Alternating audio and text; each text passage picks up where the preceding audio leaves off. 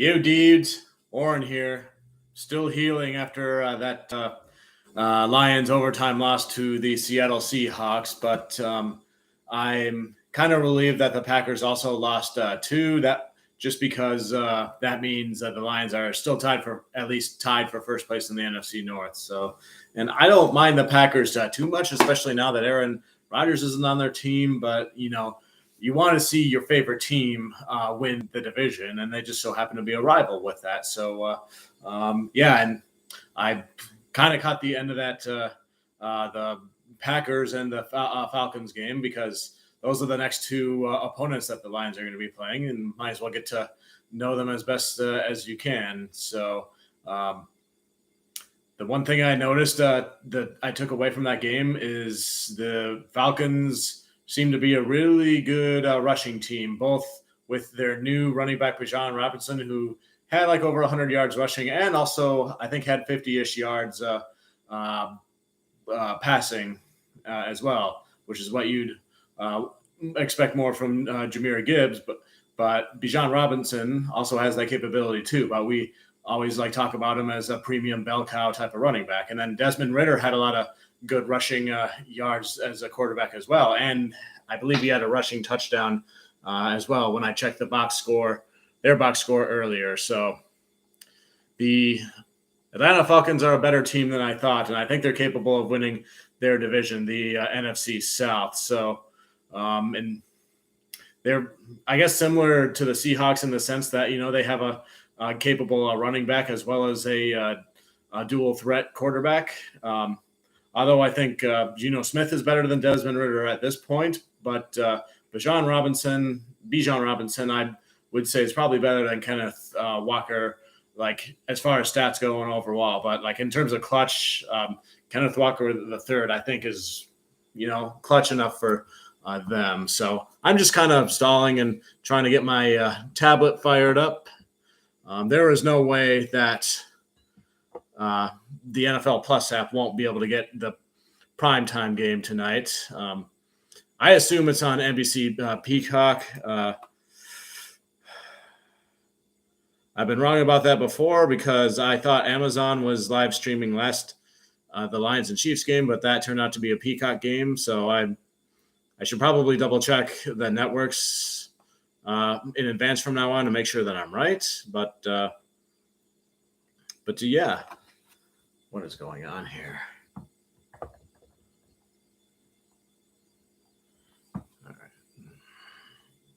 So, yeah, I'm just kind of stalling until the game starts, until I get everything fired up here.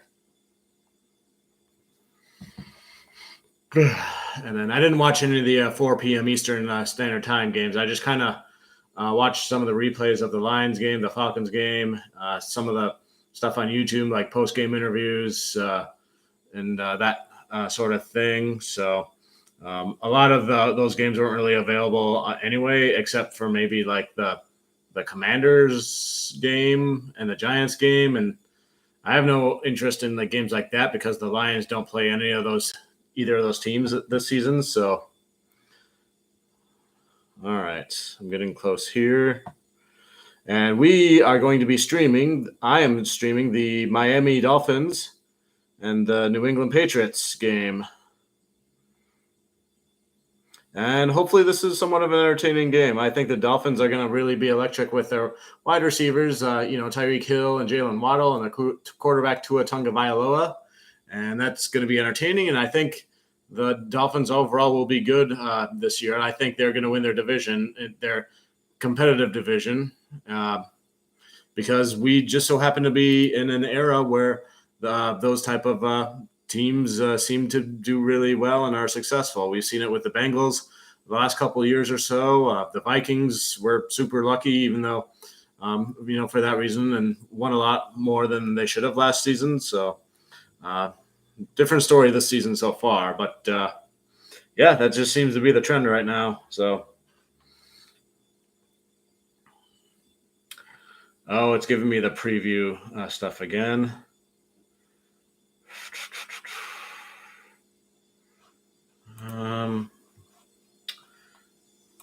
Let me check the play-by-play on ESPN. I have 8:21, 7:21, or whatever time zone you're in. I have that right now, so should be any minute now.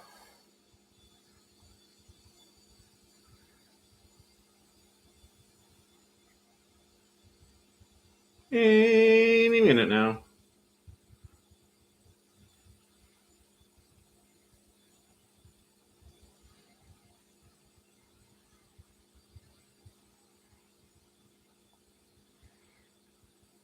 I didn't get an opportunity to do a primetime preview YouTube video of this game just because uh, I've been life has been so hectic for me. I had job training for another side hustle type of job that I'm to make some more money to put away and save. So,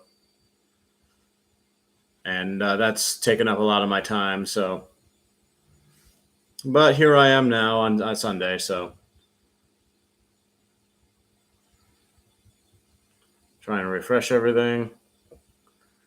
Oh, and I was watching the replay of the Lions and the Seahawks mainly because the NFL Plus didn't get that game today because of broadcast rights restrictions or whatever. So I was forced to rely on the ESPN box score play-by-play thing as well as listening to the audio of the announcers, which was like a play and a half behind what the play-by-play was online. So, but yeah.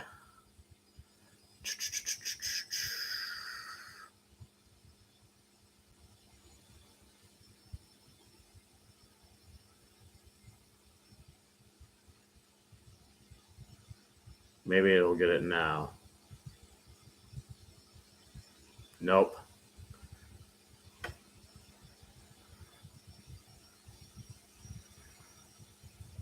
Never gonna wind up seeing the opening kickoff of any of these games just because I guess I can't seem to get the timing right with getting the preview or the game itself. I always have to close out of the app and then go back into it just to get it. So, but yeah.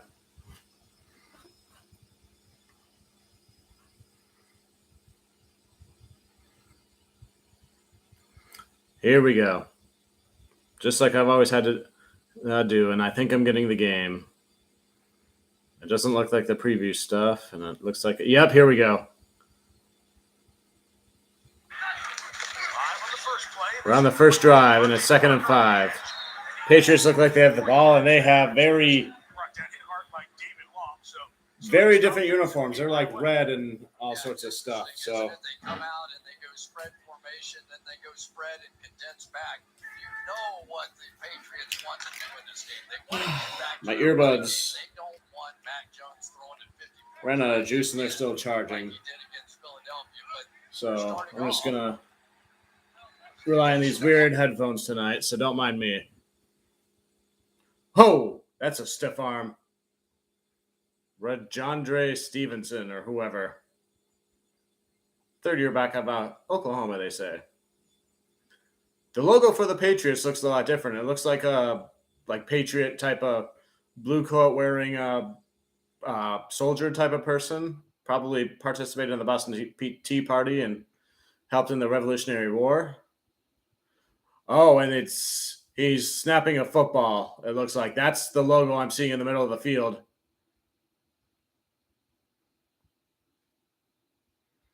And the Patriots are pretty much running the ball so far. They had a 1st and 10, and it looks like he rushed for another first down. Right around the 50-yard line area.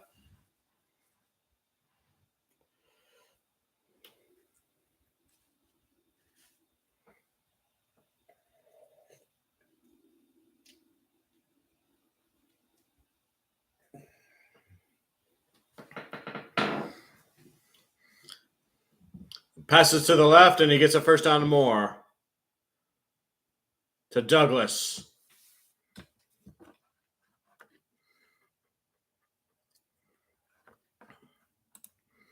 It's always nice to watch other football games besides that of your favorite team, just to get some fresh perspective and kind of get a break so that you don't get burnt out from overexposure of your favorite team. And that applies to a lot of things in life. So Bill O'Brien, Patriots offensive coordinator. I guess he was their former offensive coordinator. He went to Alabama or something, and then Matt Patricia stunk it up the last couple of years, and they brought this guy back in.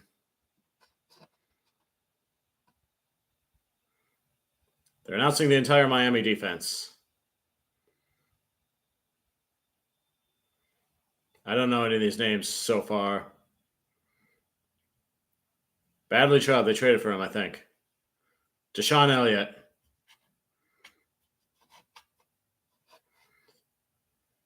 They traded for Jalen Ramsey, but he's currently injured. Oh, Mac Jones gets sacked right away by like 3 Dolphins people. It was like a blitz. And it was like less than a second. They just all as he was dropping back to pass, boom. Lined up right on the new Patriot logo's face.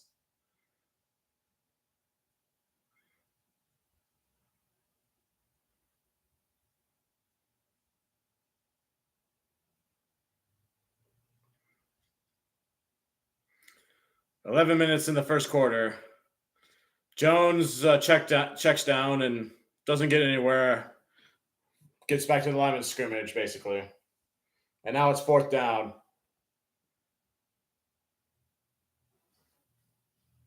Vic Fangio, Dolphins defensive coordinator, showing him up in the booth.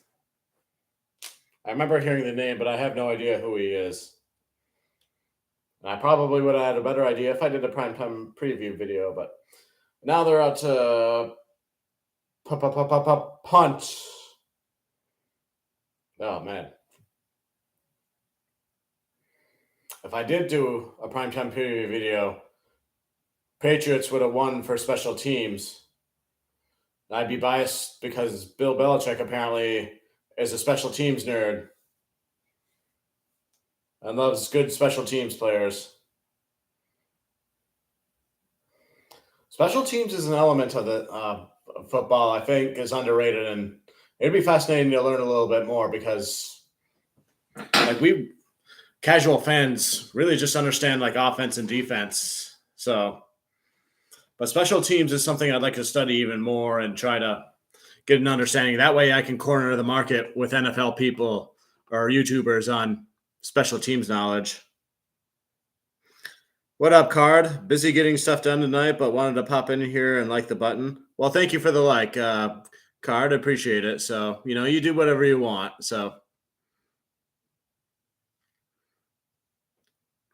yeah, I know what you mean. I had to get a bunch of stuff done all this week too. So, like, I prefer not to say like what my job and like personal details of my life and all that are on a public forum, but it's been busy and hectic, but I'm making a lot of good money. So I also try to freelance every now and then on Fiverr. And I got a significant project that I got hired to do, which will last me a couple of weeks. So I'm excited to do that, and I'll spend some time doing that, and I'll get paid a decent amount for it. So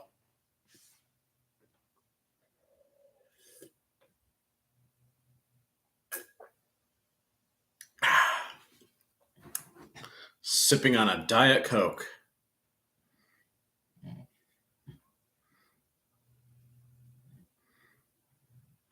Listening to a toilet paper commercial.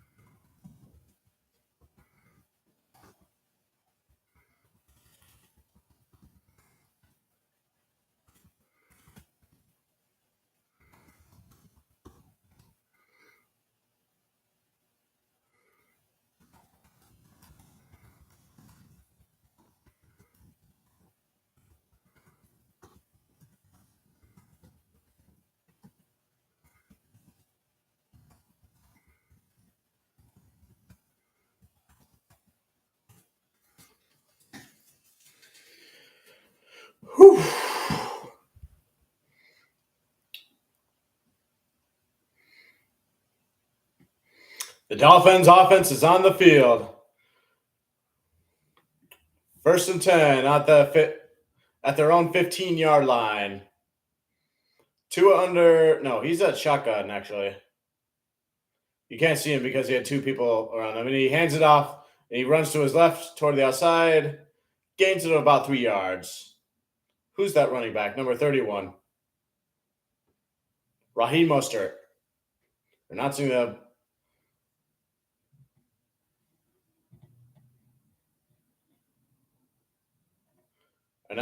Miami's offense.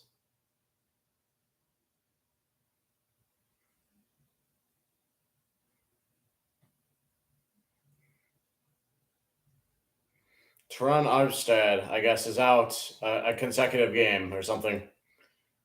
Tua drops back, pump fakes it, and runs with it. Slides about a couple yards from the first down.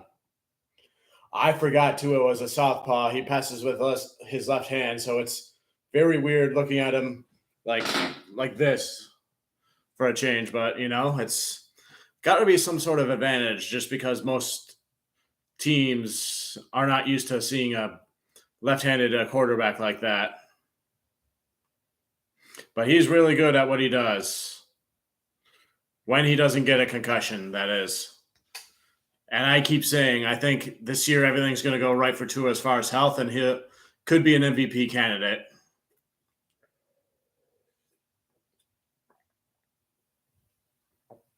Tua passes it across for a first down and more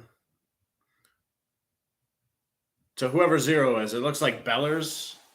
I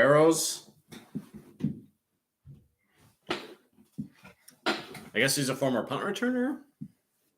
What the announcers are saying.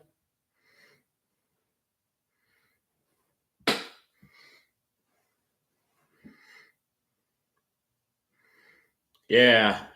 His route took him up toward the sideline, and Tua passed all the way across over there. And he was open enough. Now it's 1st and 10 at the 29. Tua passes again to Waddle, and he gets the first down. Waddle is somebody I do recognize. He's got the orange shoes. Announcing Patriots defense now. Matthew Judon, he's really good. Jelani Tavai, former Lion.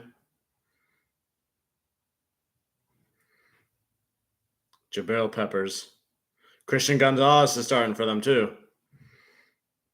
Matthew Judon is the one edge rusher I remember who last season had his way against both Decker and Penei Sewell. My opinion, the second best edge rusher in the league behind this 49ers guy. The guy that just got extended, Nick Bosa.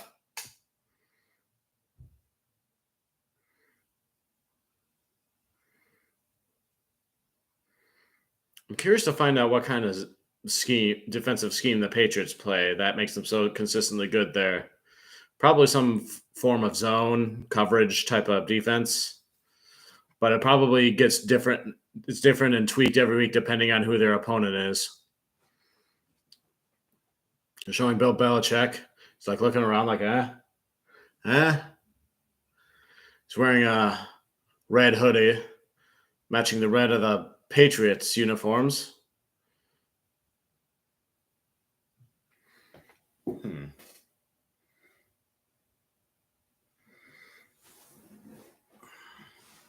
I'm going to adjust the lighting. It kind of looks dark toward the top.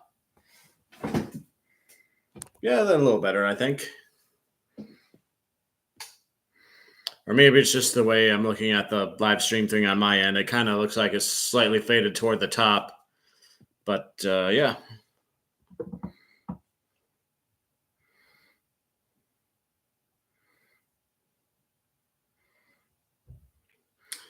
Second and 7. Pitches it to the running back, and he missed a tackler, and he got a first down and more. That was Raheem Mostert. Miami's running backs are serviceable, in my opinion. When you have two elite wide receivers, maybe not elite, but One's elite, one is really good. It really opens things up for your running backs. Tyreek Hill had a great block on that play that helped contribute. Blocking for wide receivers is an underrated skill and highly preached by the Lions. I know that for sure. Tua drops back to pass 1st and 10, dumps it off to Mostert, and he gets a gain of about 7 yards. And he's knocked out of bounds. 6 minutes, 6:06 left in the first quarter while the clock is running.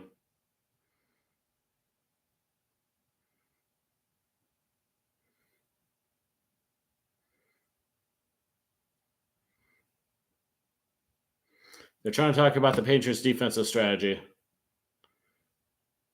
Shorten the game. Don't let it get near the red zone. Tua passes to 10, and he gets a first down and more, down to the 23-yard line. That was Tyreek Hill, actually. I think I have Tyreek Hill in one of my fantasy leagues. I had Tyreek Hill. I only had 2 fantasy leagues last year, and I had him in both, and he was a real asset to both of them.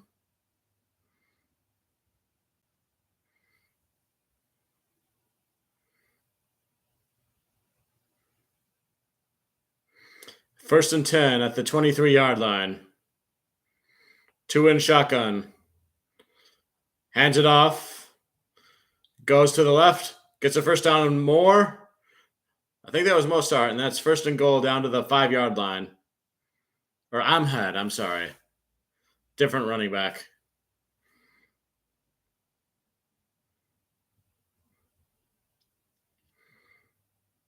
Patriots have 3 safeties, I guess. Trying to neutralize the 2 big receivers as best they can. But right now, the running backs seem to be doing a lot of damage, and there's like a lot of cross route passes. Handed off to Mostert, who fights his way for a gain of maybe no gain, maybe 1 yard. That was 2nd and goal, by the way. Clock down to 4:21. You saw I was going to say the other number, didn't you?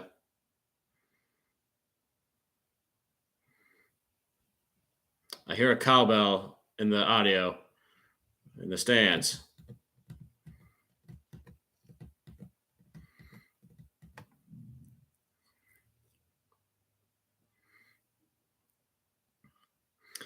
All right, and now it's 2nd and goal. 5 seconds left on the play clock. Tua hands it off, and the running back is hit in the backfield, and that's going to be a loss of yards. He's hit by one defender, and then 2 more came in and finished him. Now it's 3rd and goal. That was Jelani Tavai that got through there. Got through people who were blocking other people and just stopped him right there. And he was trying to scramble to his left, and a bunch of more came and finished him. What is that? The 4-yard line, 3rd and goal. Tua in shotgun. All the running backs, receivers lined up. Oh, Tua tripped and had to throw it away. I don't know what happened there. Now it's 4th and goal. I think field goal attempt.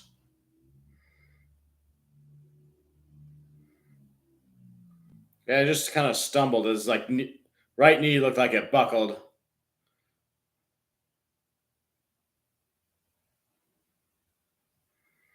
Jason Sanders is the kicker.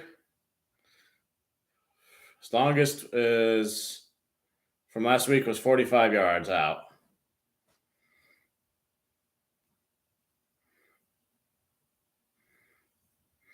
Could Tua have had a touchdown pass there if he didn't stumble? We will never know. But how unlike them to not get a touchdown on their opening drive. But then again, they are playing the defense, Patriots defense. But I think at that time, the Dolphins offense just shot themselves in the foot. But the running backs had some good schemes, and credit the head coach, offensive coordinator, whoever, for that.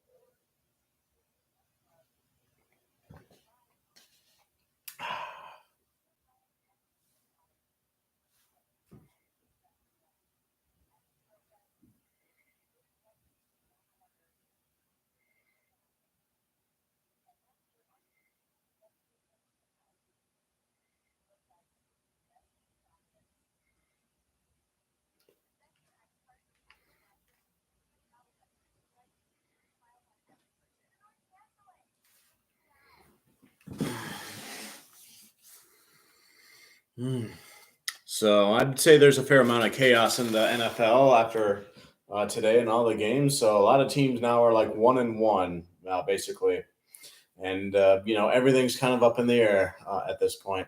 I know Dallas won their game. They put up another 30 points and gave up like only 10-ish points against the Jets, but the Jets look like they could be like a competitive team. But now that Aaron Rodgers is gone, they're kind of back to being mid, so to speak. That's unfortunate. If you were watching with me during Monday Night Football last week, Aaron Rodgers had like 4 or 5 plays before he got sacked and got injured with his Achilles, and I was out for the season. So it's too bad. Somebody got karma, some sort of karma for that. Whatever bad things I did, I had karma come back to me for the Lions losing this game, I guess. Or maybe it's bad karma in advance because maybe the game I'm going to next week will be a good Lions win, and maybe I'll have good karma then. I like that theory, but I assume nothing. They're talking about the brand new video board in Gillette Stadium, which circumferences the entire side. It's huge. Not like Comerica Park huge, where it's like roof, but more like roof. It's huge, like long ways. Like imagine this over your stands. Imagine this is what your round side stands looks like one whole row. And then here's the scoreboard. They're showing some dumb graphic of the offensive coordinators rowing with Mac Jones, and they dumped him overboard. All right, Mac Jones hands it off to the running back. He gets about 2 yards on that. That was a 1st and 10, so second down now. 2nd and 8-ish. So 2:45 to go in the first quarter. Bill O'Brien, Penn State head coach, Texans head coach, Alabama offensive coordinator, Patriots offensive coordinator. So he's been around both college and head coaching and all that. Good for him. Mac Jones, shotgun, passes it, compete, goes out of bounds, gains another few yards or so. So it's like 3rd and 2, 3rd and 1. Or nope, like 2-ish yards. 3rd and 3 is what it is now. Miami's up 3-0.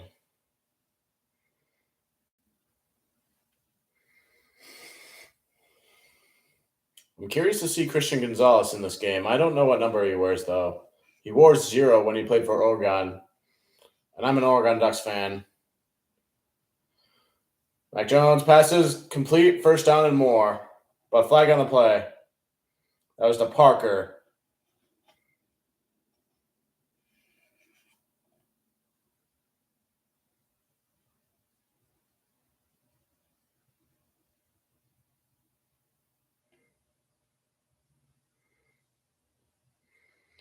Holding on the defense, penalty decline. Eli Apple. Last I heard of him, he was playing for the Bengals. Now he's with the Dolphins. I forgot about him. But he had that holding penalty, I guess, on the pass catcher. But it made no difference. Mac Jones, shotgun, drops back to pass, lobs it up, and he's caught right in front of the 1st down marker to Henry. Is that name Henry? It's number 85.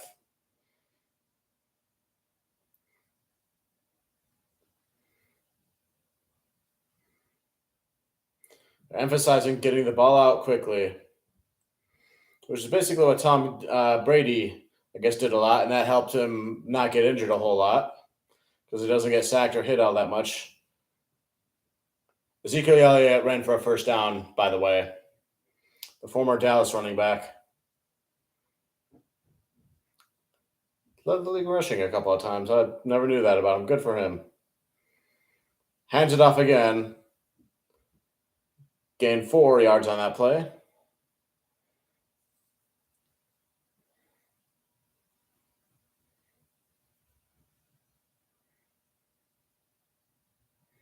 Jalen Phillips. I remember that name. But he's not suited up in this game. Anyway, 2nd and 8. Ball's on the 39-yard line.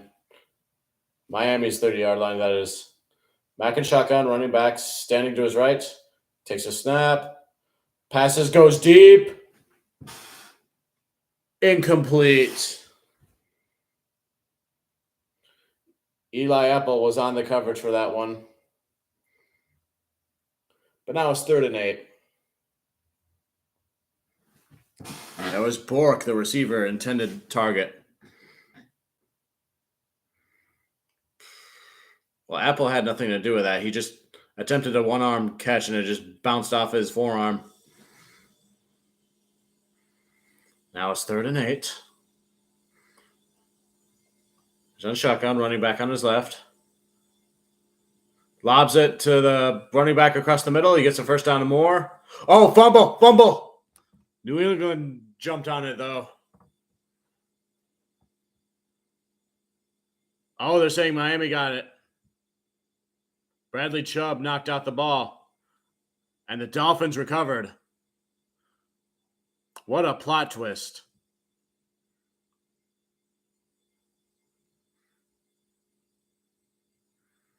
Dang, Miami's defense. I thought I heard Miami had show the replay, like the Miami defender coming from behind Chubb and just boom, knocked it out. Yeah, Miami's defense making some noise. I know they're supposed to be good in one of the categories. I forgot. I thought maybe one of the better defensive lines, but their defense is better than what people give them credit for. Maybe defending against the run.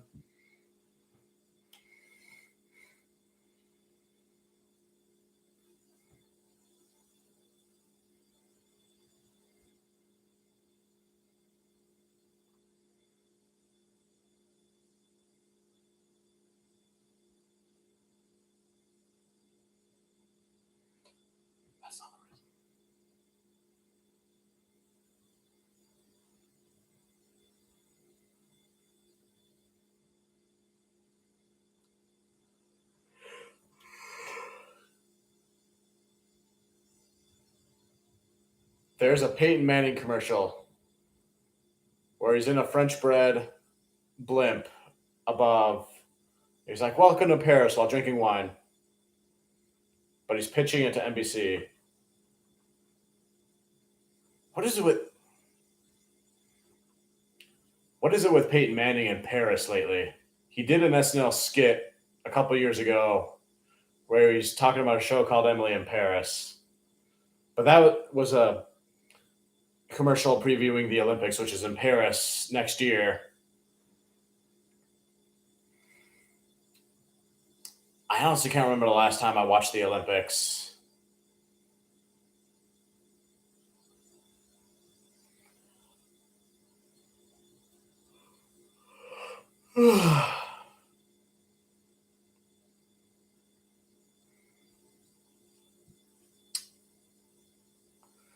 The Olympics used to be interesting to me when it was about either hockey or basketball or baseball, but back when I was a baseball fan. But the problem was with baseball that the Summer Olympics took place in the summer during the Major League Baseball season. So the Major League Baseball players were not available to participate in that. So they'd have to get either college players or retired Major League Baseball players to participate, which is why I think they invented the World Baseball Classic, which goes on once every 4 years and takes place during spring training for baseball, which is like, March?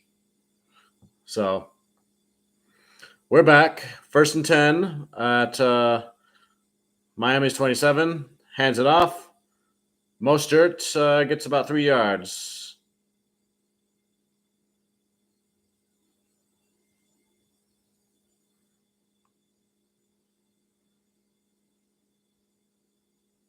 They're showing the fumble play again. The Miami Dolphin with the orange shoes on defense was the one that recovered it. I say on defense because Jalen Waddle, I think, has the orange shoes on offense.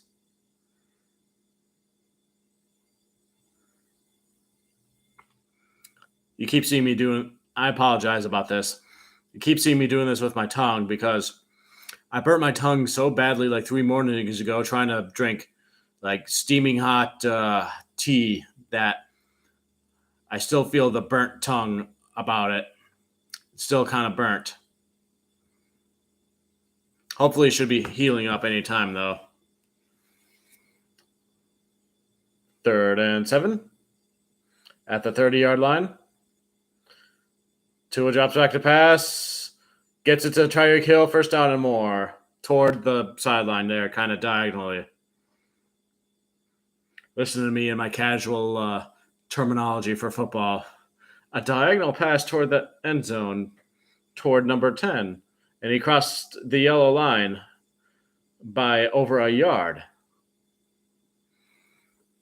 That's kind of how I want to broadcast the games, but like I intend for it to be funny, to, highlight the casual theme of casual Lions fan, which is what I unofficially call my YouTube channel when I talk about football stuff. Mostert runs up the middle, gets about 3 yards. This is really helping me forget about the Lions loss today. And, whenever you experience trauma or you want to forget something, one effective thing to practice is to distract yourself with, something else, because it's psychologically impossible to think about that thing you're trying not to think about when you're physically doing or actually focusing on something else, which is why I prefer like blue collar-ish, hands-on working type of jobs as opposed to sitting on a computer all day, because that forces you to be active and concentrate on stuff. Miami got another 1st down. I didn't see how they got it, so showing Matt Jones sitting on the bench, kind of scrunching his nose. Probably it shouldn't be too that cold. I don't know. They cut Bailey Zappi and the other backup quarterback before the season started. They didn't make the roster, and they were on waivers for something else. And then they picked up Matt Corral from the Panthers on waivers, so now he's the backup quarterback for the Patriots. And Jalen Waddle catches a pass for a 1st down. So Miami's moving the ball. That was a 16-yard gain.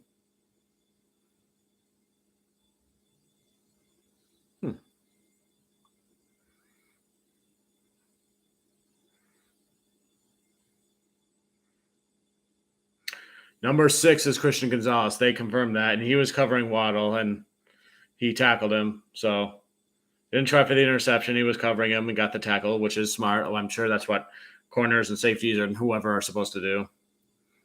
I was never a secondary player when I played football. I was an offensive lineman mostly.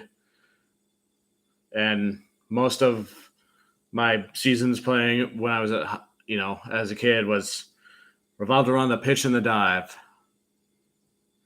So I understand the game mostly like as a player from the standpoint of like blocking and like what running backs do, I guess.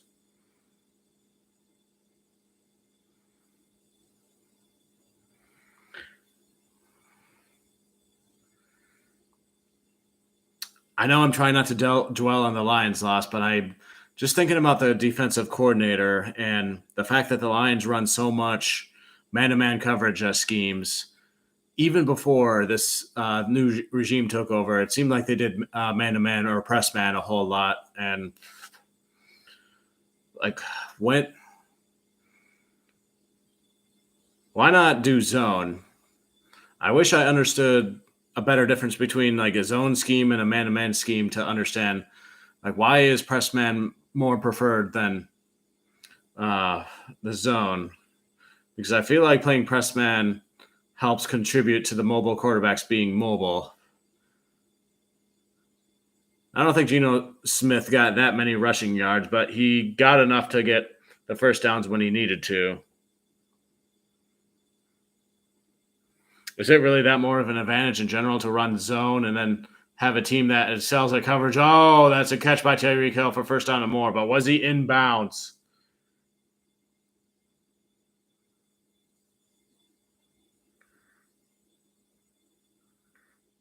I think they got the first down.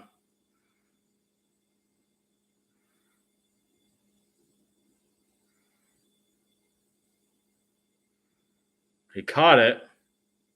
Oh, no, he was out of bounds. He got 1 foot in bounds, and the second one was on the line. So 2nd and 19. 2 in shotgun. Takes a snap. Quick one to Waddle towards the sides, and he takes off with it. First down and more. Oh, and he gets tripped up by Christian Gonzalez. Oh. One other defender kind of like pushed him down as he was trying to get back up, and now Waddle was yelling at him. And now there's an injury on the field, but no flag was thrown.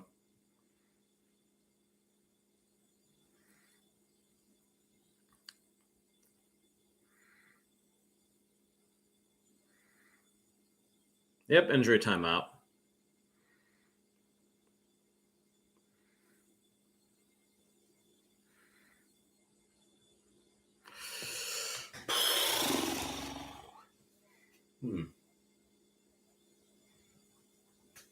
I guess I got to do more research and find a YouTube video or find a good article that explains which defensive scheme is better.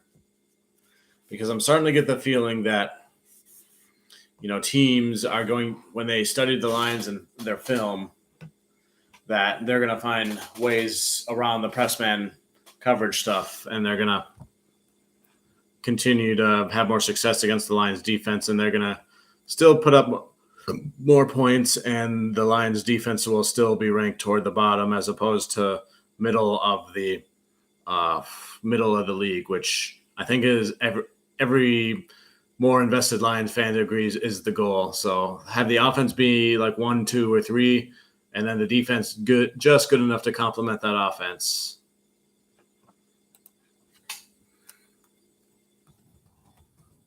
I'm going to Google it, actually.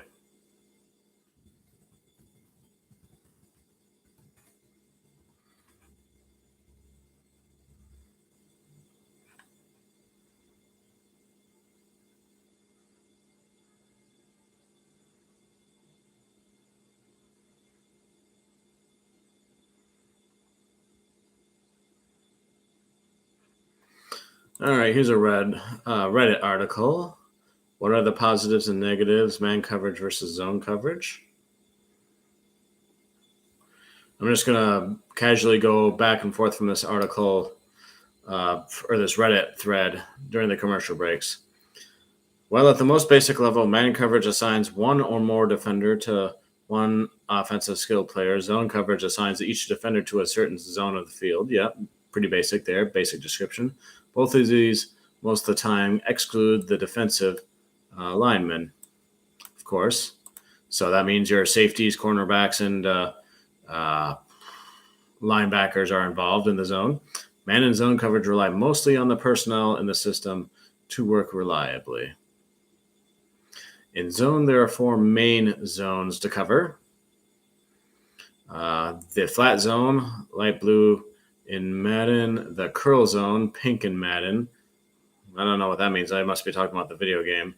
The hook zone, yellow in Madden, and the deep zones, dark blue in Madden. Corners usually cover the flats and the deep zones. Safeties almost always cover deep zones, and the linebackers usually cover the curl zones and hook zones. So showing the replay of Waddle. I guess Waddle kicked him while he was unintentionally kicked him while running past him. But it's 1st and 10 at the 16.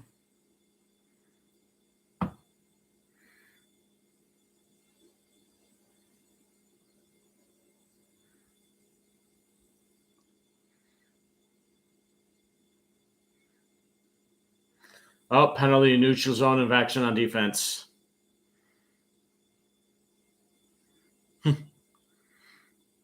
Mike McDaniels is smiling while Belichick is like,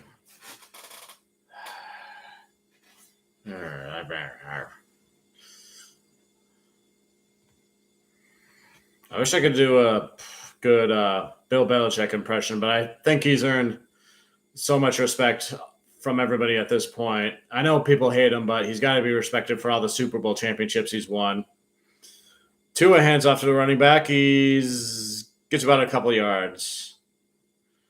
Runs into a pile, basically.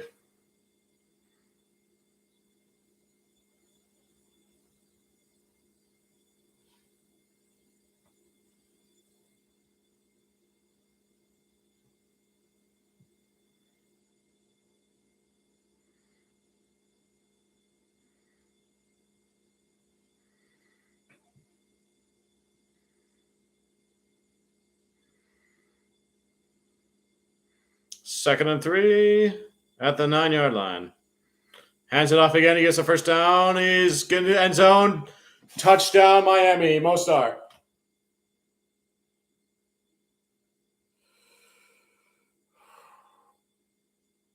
I completely forgot to update this.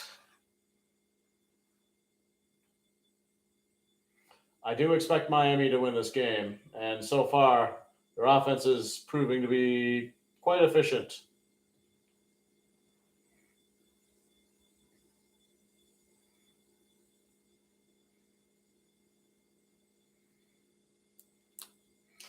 Out for the extra point.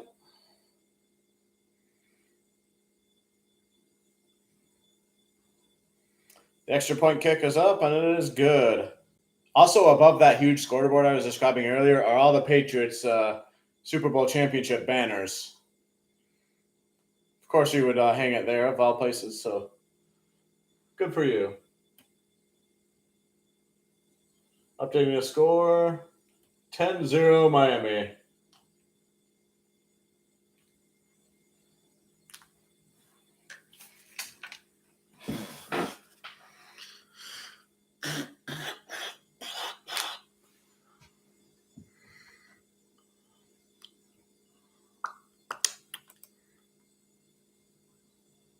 I know I have nobody in here at the moment, so. But yeah, Rome was not built in a day. So like I keep saying, I just do this for fun. I'm not trying to get monetized or the blue or the silver plaque. I mean, so. All right, I'm back to reading the Reddit thread about the differences between the pros and cons between man coverage and zone coverage. Also, when a defender is manned up on the QB, it's usually a linebacker on a QB spy. So that happens during the man-to-man defense. Okay, that's interesting there, where he roams whether the QB does about 5 yards off the line of scrimmage to make sure he doesn't scramble for yards. All right, tab, enter, whatever. Pros of man coverage / cons of zone coverage. First bullet point, and there's two. First of two. Zone coverage leaves gaps in the field where an offensive player jumps from one defender's zone to another, and the quarterback can pick apart a zone coverage utilizing this, usually across the middle of the field. Second bullet point, man coverage leaves no holes in the defense. As long as your defender can cover the offensive player, it's a sack or pick every time. So gaps and no holes. I need a second to digest what I just read there.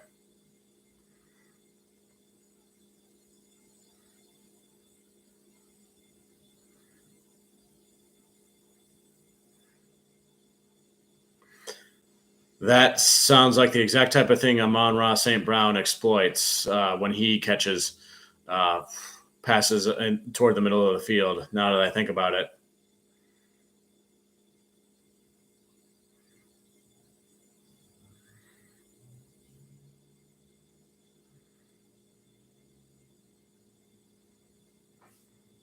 Oh, they're back and they're showing Robert Kraft.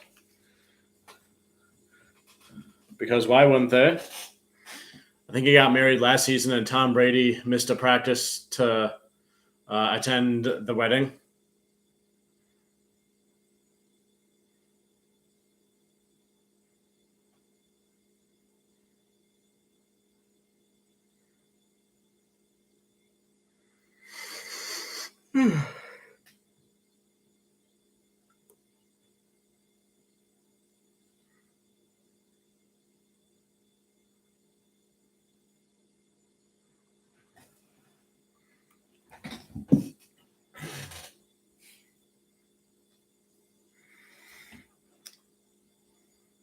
kind of get the feeling that some teams like the Chiefs will switch from zone to man-to-man coverage. Like after the first quarter against the Lions, they started off in zone, but then afterwards they just did press man, and then like everybody else was lining up and trying to blitz or trying to cover the running backs because they knew the Lions were going to run the ball because they didn't have a deep threat because Jameson Williams is suspended. So, and that's another thing I was kind of wondering about. That's why I think it's important to have a deep threat receiver. That's why I hope that the Lions do trade for someone like Mike Evans so that they can stretch the field and help the running backs out a bit more.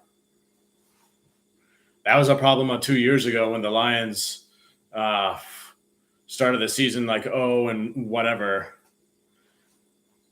And it forces like the tight ends who would catch receiving yards to have to go in and block those extra defenders too, and takes them out. Juju Smith-Schuster, he's a New England Patriot. Oh, I thought he was somebody from this past draft. But I guess he's been around for a few years. I don't know. They showed a bunch of stats from before. Mac Jones hands it off. Looks like he got the first down. It was a 3rd and 1 with 8:20 left to go in the second quarter.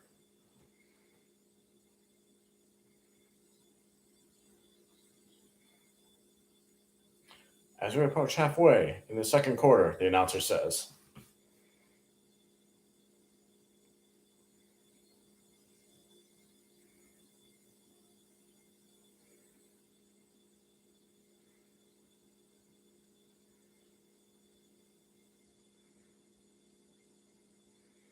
First and 10 for the Patriots at their 35-yard line.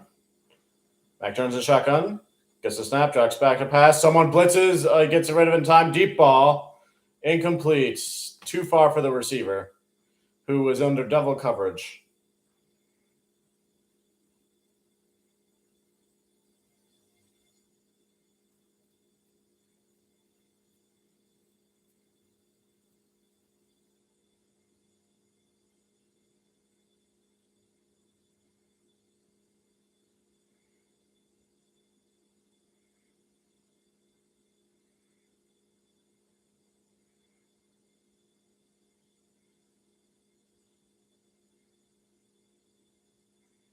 The sideline reporter just told a story about why Juju Smith-Schuster wore 7. As number 7 caught a pass and got nowhere on that play.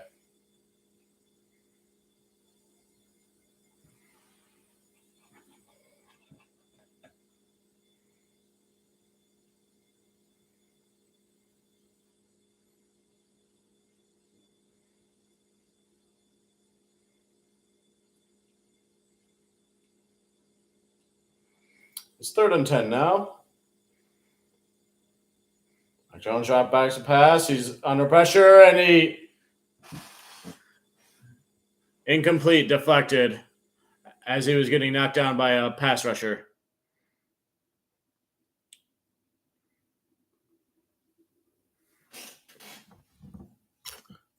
Van Ginkel is the defender who got to him. Defeated 2 blockers and okay, so he got his hand on the football X. Mac Jones was forward motion while bringing him down with his other arm. Oh, he blocked his forearm as he was making forward progress with one arm while wrapping him up to take him down with the other arm. That's impressive. I can see why edge rushers would need long arms. Makes me think what Tyreek Hill is doing with the Raiders these days. Probably his stats line's probably small because he's a rookie, so. Are they looking for a penalty or something?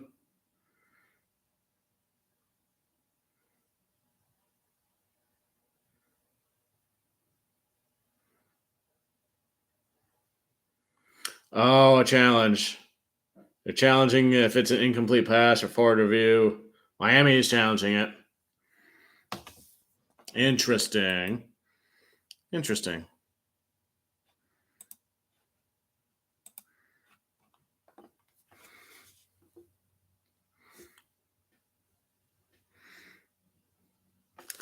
Okay, back to this article.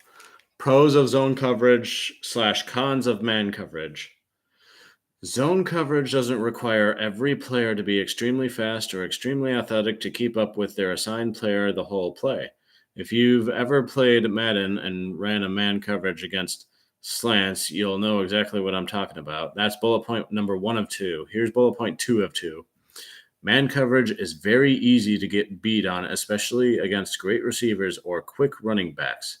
I personally would never use man one-on-one against a great receiver like Megatron or Ashlon Jeffrey, who just always comes down with the ball. Not all cornerbacks are fast enough to cover the fastest receivers out there like Marquise Goodwin or Deshaun Jackson. This is usually combated by putting 2 safeties over the top on deep zones.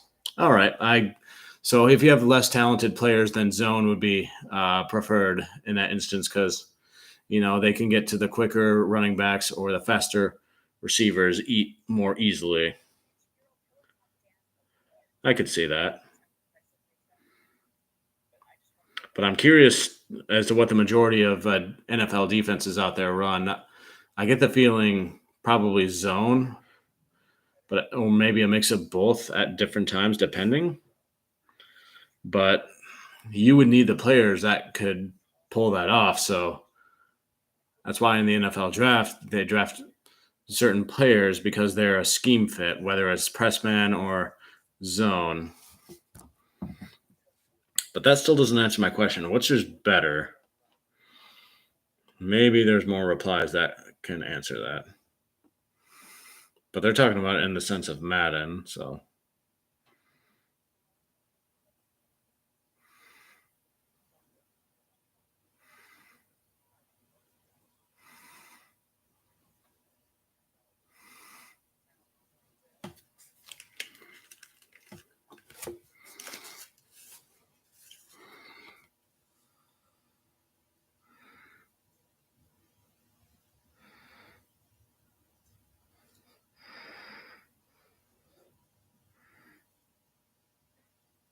There's a commenter. Yeah, they're New England's punting it right now. There's another comment. I wanted to add that man coverage can struggle against scrambling quarterbacks, which I know, because the cornerbacks are eyeing their receivers. This is what I found out during the preseason about man coverage, or the preview against Patrick Mahomes and that sort of stuff. Because, yeah, they have their backs turned and are looking at the receivers and not at the quarterback. Look at Kaepernick's rushing success against Green Bay in the playoffs, and you can see him choosing to run against man defenses that don't realize he's scrambling until it's too late. I can see why having multiple quarterbacks that are good at passing could take advantage of that sort of stuff. Here's another comment. Okay, Miami's back on offense. Never mind. We'll get back to it. 1st and 10 on their 19. Hands off to the running back, 31. Gets a couple of yards on that one. Mostert.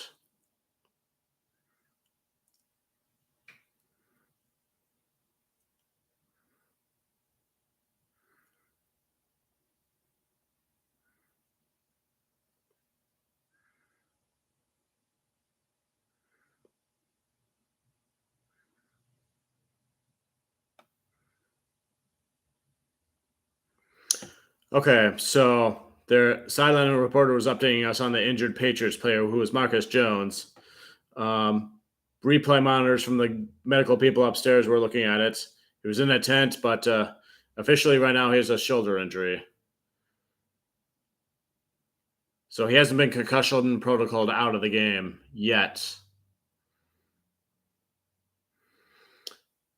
And the player inadvertently responsible for that new rule is out here on the field as well.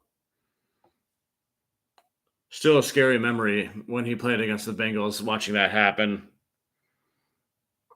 That's something I'd kind of like to forget about, but I remember it and the necessary need to protect the players from concussions and injuries like that, of that severity. Tua pass, deep pass, man-to-man coverage, incomplete, intended for Jalen Waddle. Now it's 4th and 7. Miami's offense couldn't get anything done on that drive, so 5:51 to go in the second quarter. Man coverage can also wear out a defense faster because the corner has to run with the receiver the entire time, reacting to what the receiver does. While in zone coverage, they sit in their zone, read the QB, and react to the pass.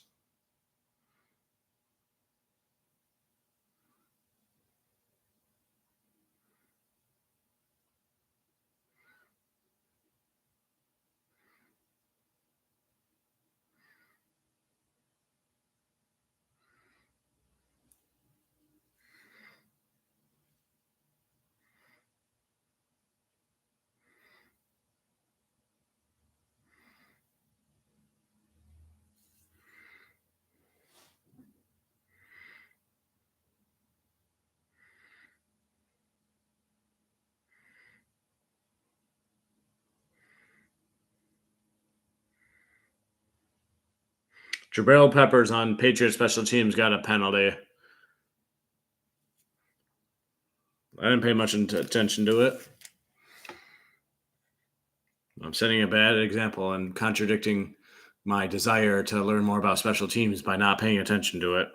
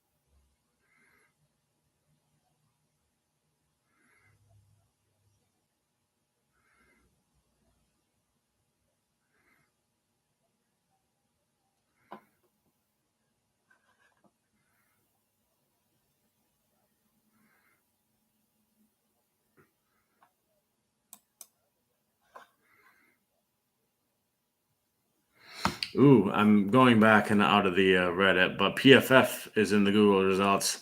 They have a title: Should NFL teams be playing more man or zone coverages? From August 17th, 2022. So somewhat recent from last year.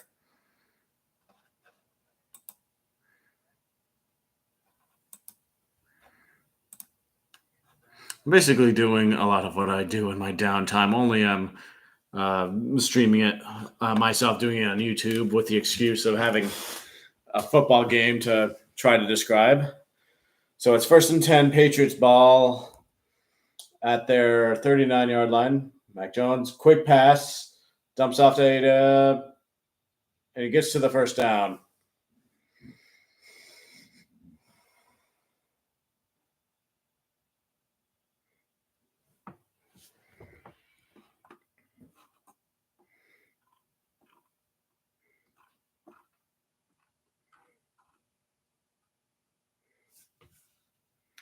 Second and inches. They hand off the running back out to middle, who gets the first down. So they almost got the first down the previous play. 5:06 left to go in the second quarter. Miami's still up 10-0.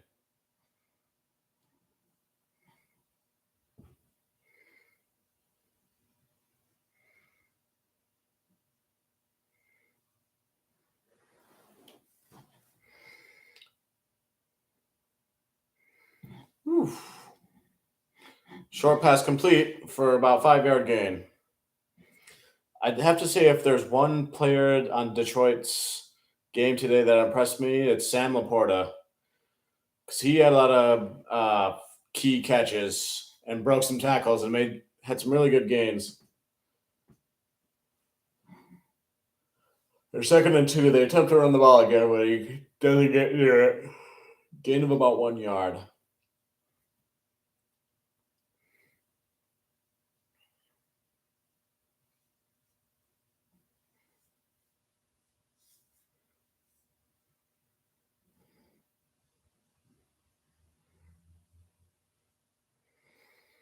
They pushed, did the Philadelphia Eagles thing, and got the first down.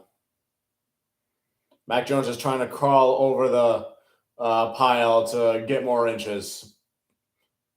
But the refs blew the whistle already on it.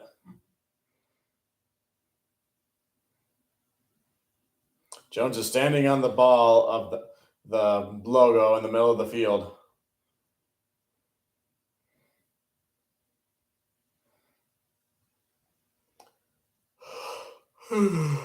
Quick pass to Parker, which is complete, and he gets a first down and more.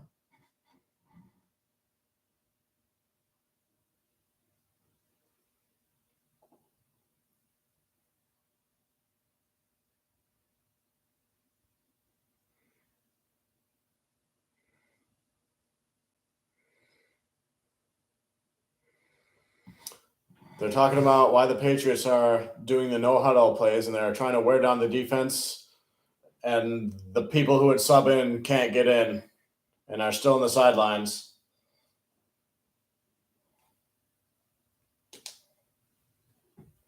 I saw a little bit of that from both Detroit and Seattle earlier today.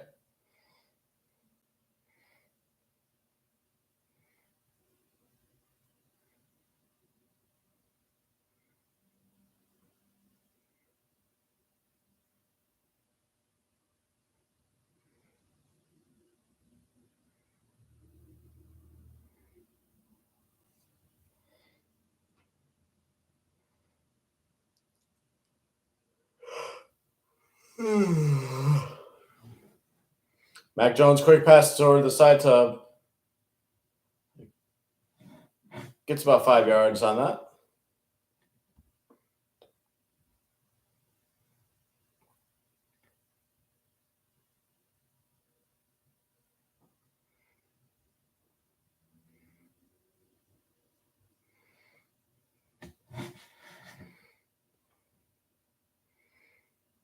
Oh. Someone is offsides. The play is dead. Neutral for a zone infraction defense, the Dolphins.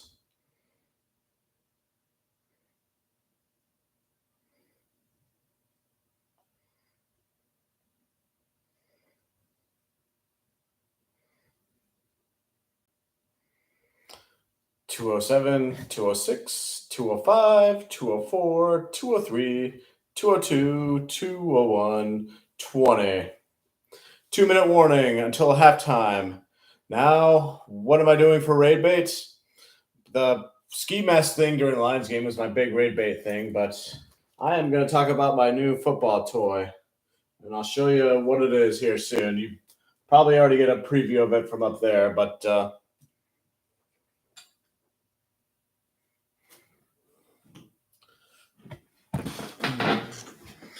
I'm going to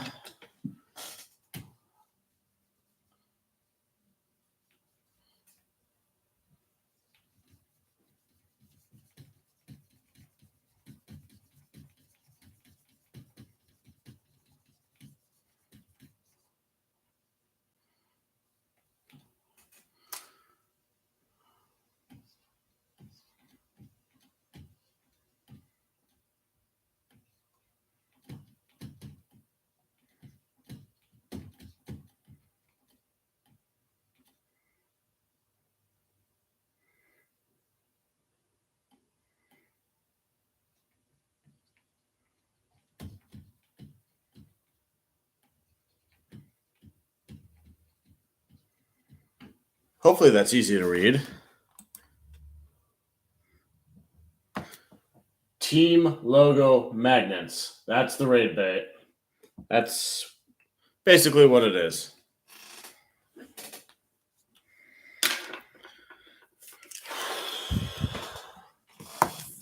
I know nobody's in here, so I'll just go back to reading this PFF article about that. So I see 3 bullet points right off the gate about this topic. If a coverage unit has the advantage over the opponent's receivers, then it is more beneficial to play man coverage. As for the opposite scenario, these findings confirm that zone coverage limits the range of outcomes and likelihood of an offense creating a big play. For more insights about it,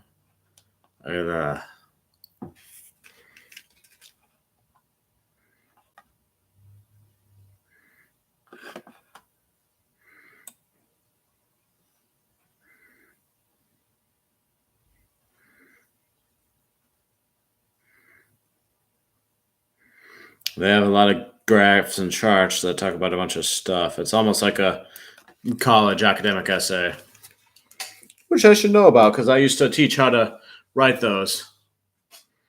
Anyways, the game is back. 2nd and 8, 2-minute warning. Patriots on the 30-yard, and they hand it off to the running back. Goes nowhere.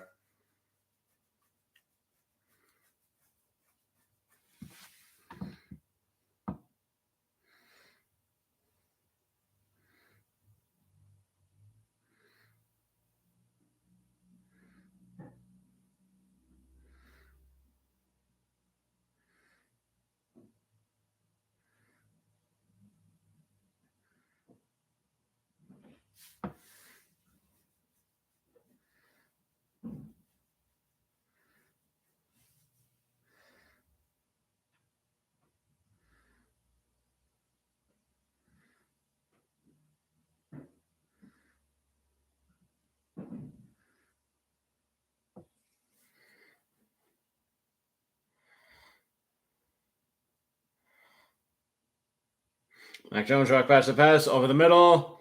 Pass incomplete, almost intercepted across the middle.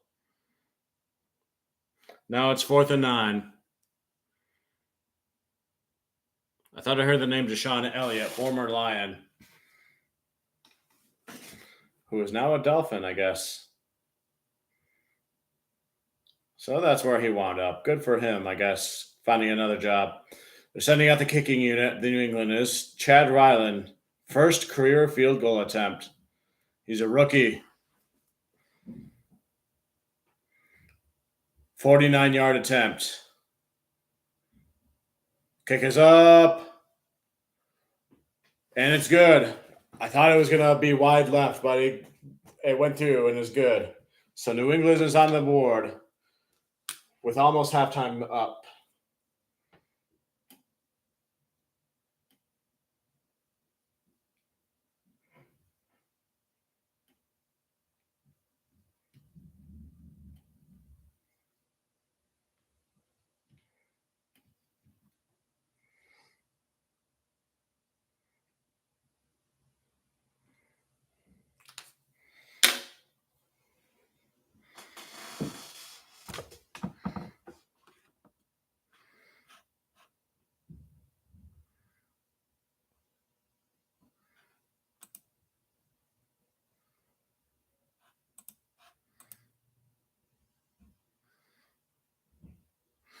My raid bait should have just been me like acting all mopey here, being like, I'm so bored. And then the raider would be like, let's cheer this guy up with a raid.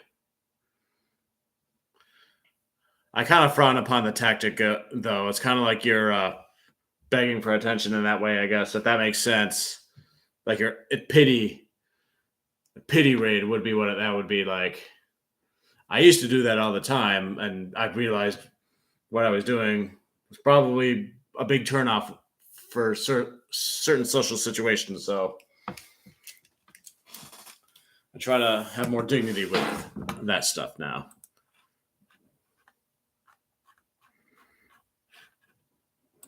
I hear creaking from my neighbors' apartments. I wonder if they can hear me talking and all this, and they probably all think I'm nuts with all this talking.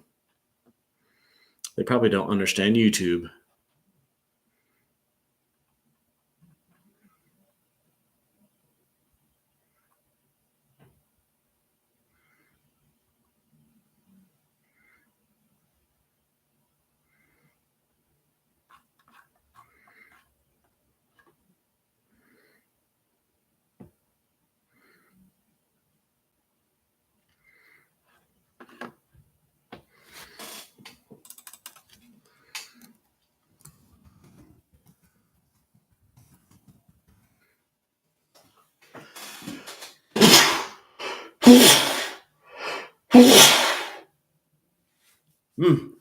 Bless me. Sunday Night Football is showing another graphic of go-karts with Tyreek Hill and Jalen Waddle to talk about the combined yards.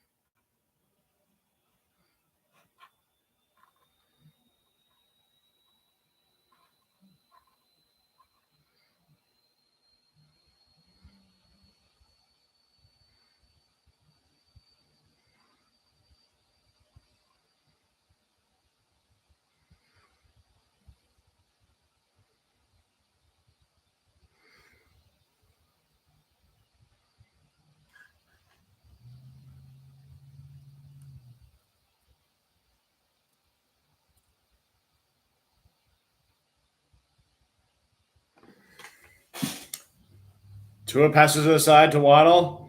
He gets about 6 yards before going out of bounds.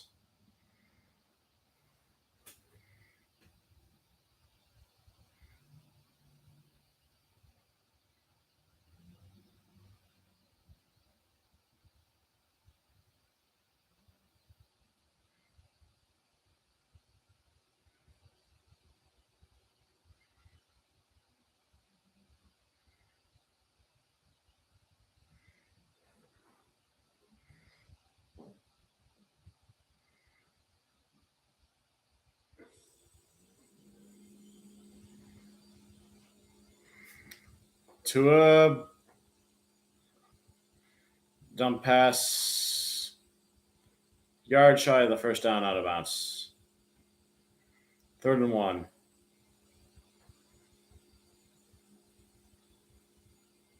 I just realized Miami is down to 1 timeout. I must have missed when they called the 2 other timeouts.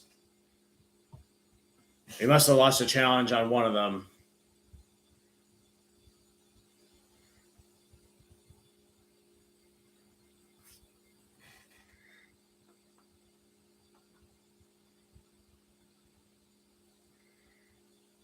Hands off to the running back. Mostert to the left.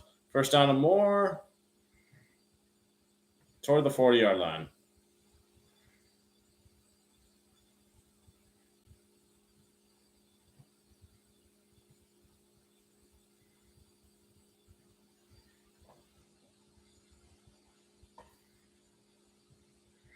Tua passes across the field to somebody who I don't know. Carcraft, 85. It's first down and more across the field, though. It's a big gain. 1 minute left to go in the half. Tyreek. Pass complete. Gain of about 5. They're hurrying up. Like no huddle type of stuff.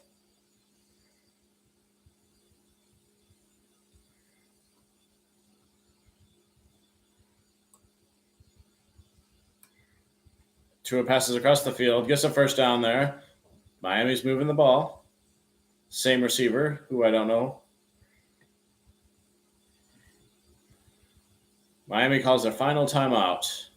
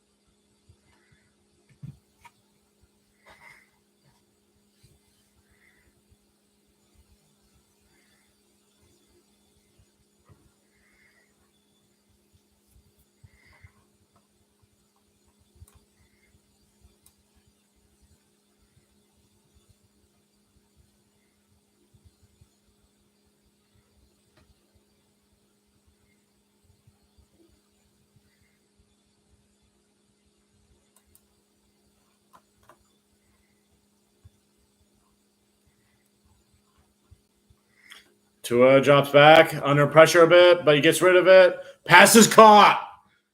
Down to the 2-yard line to 0. Braxton Berrios.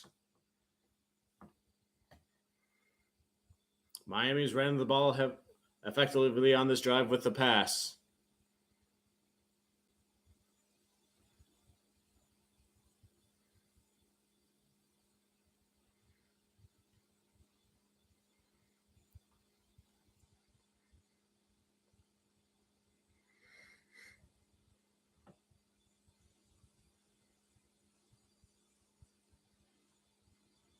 A booth review of some kind.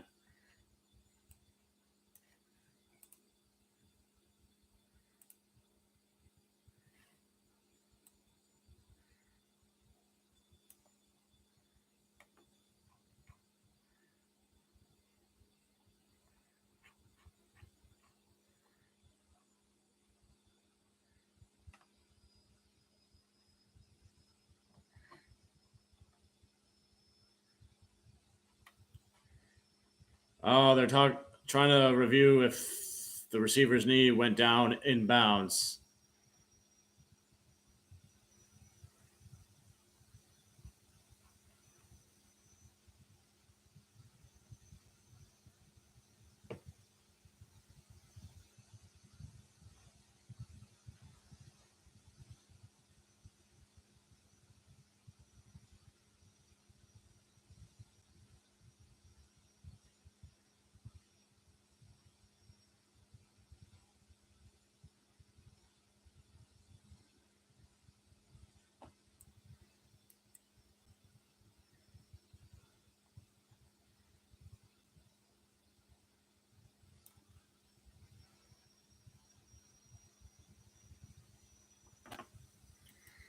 .25 seconds left.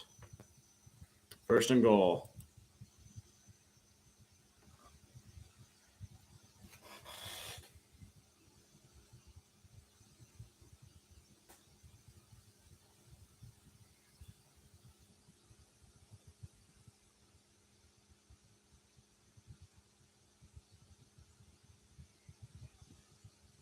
Ref is saying a bunch of stuff, but his knee was in bounds, which means the play should be 10 seconds more than what it was.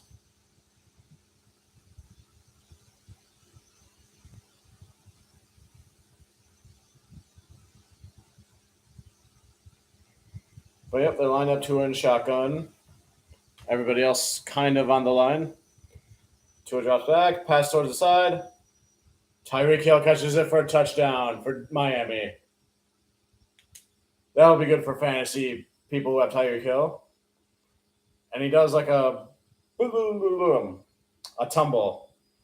Kind of like a backflip, but he doesn't actually get airborne.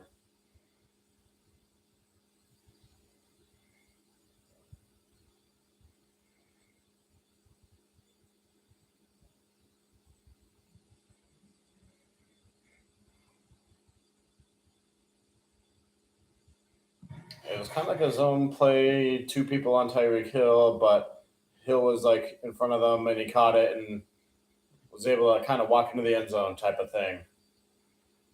All right. I got to change this.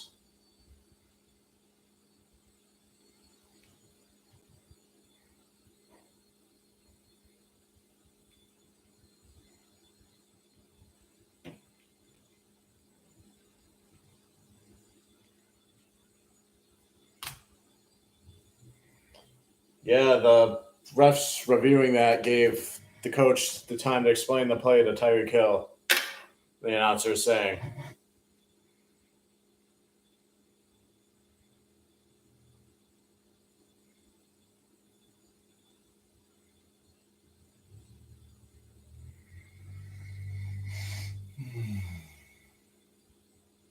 The game is not boring me. It's as exciting as I thought it'd be. I'm just tired because of the morning I had and the work and et cetera, et cetera.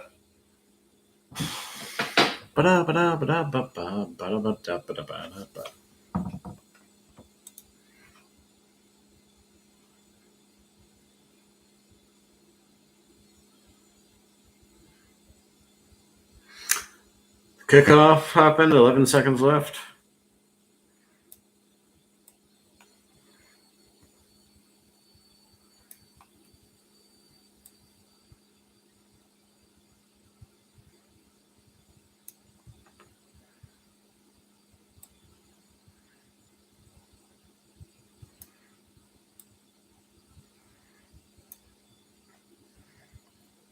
And it looks like they took a knee. They're going to run out the clock and go to halftime.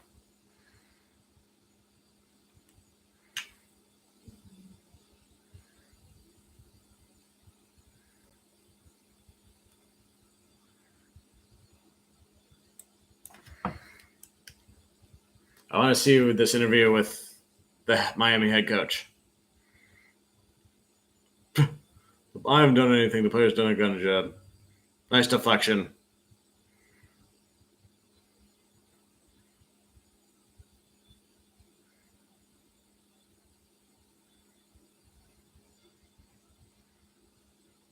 Improvements. Technique fundamentals. Not quitting on play.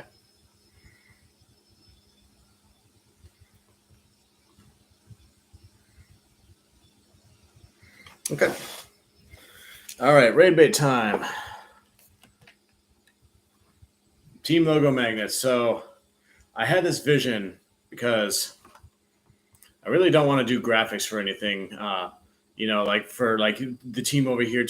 I don't want to have to deal with that. So because I have this magnetic thing here and other magnetic boards and stuff like that, I wanted to buy all logos of the team magnets. And I found this on eBay, and I thought, you know what, this would be perfect to talk about and describe. The only problem is when I didn't look at the details close enough. So, and I talked a little bit about this during my Lion stream, but each of these magnets are much smaller than I anticipated. So, for example, just taking off a random one here, it's like the size of my mouth, and then almost the size of like this marker when I was hoping for one that would be like the size of this cell phone. But you know what? I can work with it and make some good thumbnails and everything. So, and you probably see them up here. I'm trying to use them as best I can for Dolphins and Patriots. But they all came on this NFL board, which I can use. They call it, I guess, an NFL standings board, and I can use it to kind of update who's where in the standings. And then, I can drill this onto my wall anywhere I want. I haven't decided if I want to do that or not, but I plan on using this for when the time comes to do power rankings, and then that sort of thing there. So I guess we can take this time now to try to update them as best I can. I already did Green Bay and Detroit there, Vikings and Bears. That looks about right. Cowboys are on top there. Eagles, I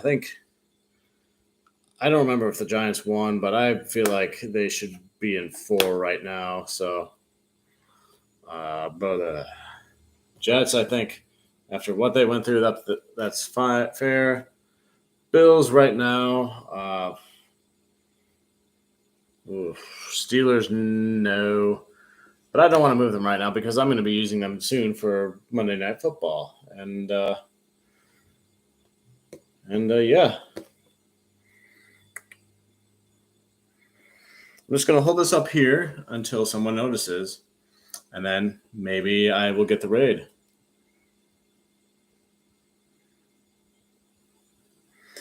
This Atlanta Falcons one is upside down for whatever reason. And they should be up here as well. Yay. But I really care about the magnets because I can use the magnets to make some top 10 rankings. I can do like predictions by lining the teams up. And then up on here, arrange like the order. I got another larger whiteboard over there, which I'm going to use for different stuff. So, yeah. But yeah, this is a shorter raid bait because I want to make a shorter video out of it, I guess. So, yeah, you'll be seeing a lot more of these in future videos.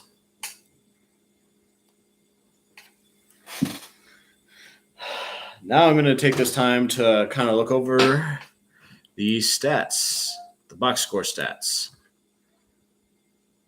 of this game. Let's see how they're doing. Tua, quarterback, Miami passing. Tua Tagovailoa, 15 for 20, 181 yards, 1 touchdown, no interceptions. Mac Jones, 14 of 18, 95 yards, no touchdowns, no interceptions. Oh, wait a minute. They're showing highlights of other games. I kind of want to catch this a bit. I'll resume that in a minute. Kansas City and Jacksonville. Mahomes and Travis Kelce connecting. 17-9 final. That's good to know. Commanders versus Broncos. 2 bad teams. Oh, Russell Wilson went deep. And a Bronco caught it for a touchdown to tie the game as they went for 2 to end the game. No, they lose to Washington. Giants and Cardinals. How bad did the Giants were losing all this game, but they came back and won. They shouldn't have had to come back and won by a game-winning field goal against the Cardinals. San Francisco and Rams. Deebo Samuel doing stuff. Gets in for the touchdown. They beat the Rams 30-23. Jets and Cowboys. I already said the score result earlier. Oh, that was a violent sack by Micah Parsons on Zach Wilson.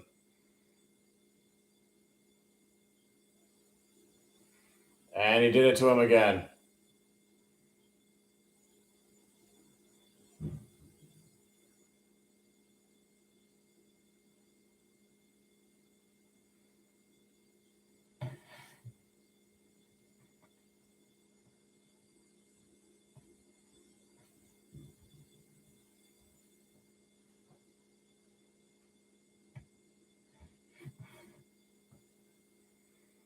We're still talking about the Cowboys.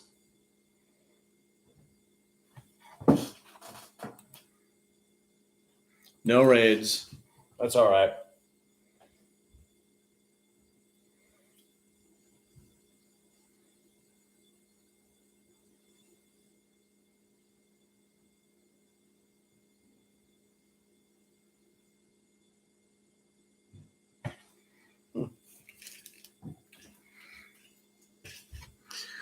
All right, anyways, Miami rushing. Raheem Mostert, 9 carries for 40 yards.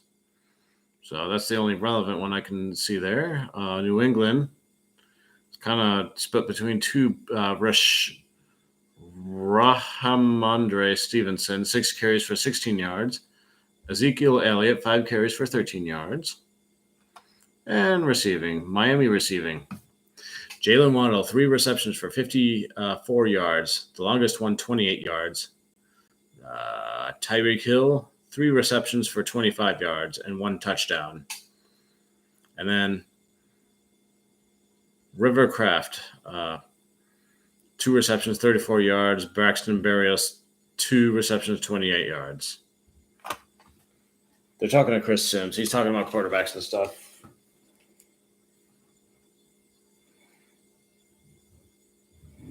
Lamar Jackson apparently had a good game.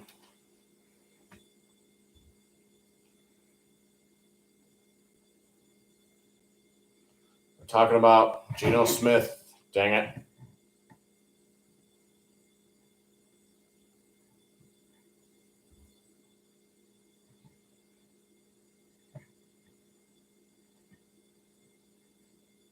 Now Josh Allen.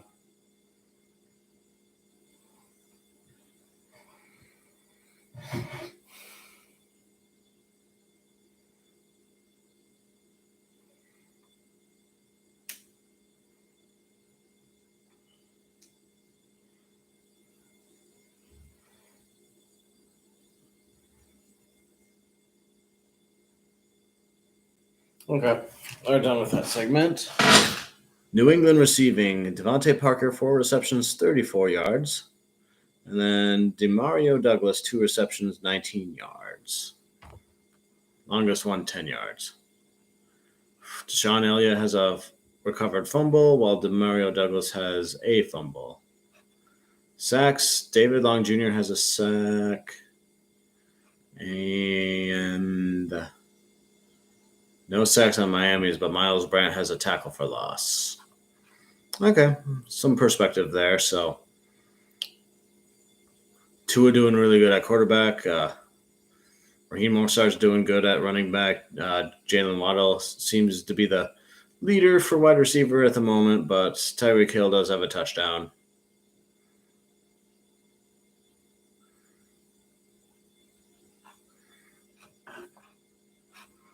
Yeah, this game is going pretty much about the way I expected it to go.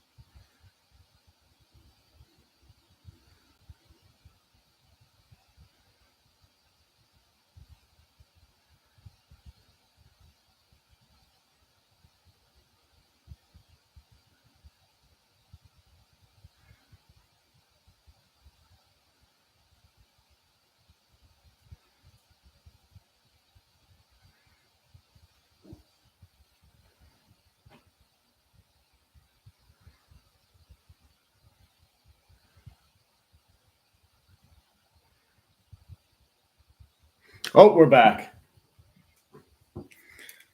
And I believe Miami has the ball first, and they just. Oh, Belichick. Sideline. We have to execute. That's his message to the team. Cover Waddle and Hill. The slot. Pressure on Tua. Stopping the run. That's the key to stop Tua because the ball's coming out quick. I don't know what she's talking about, but I'll take their word for it.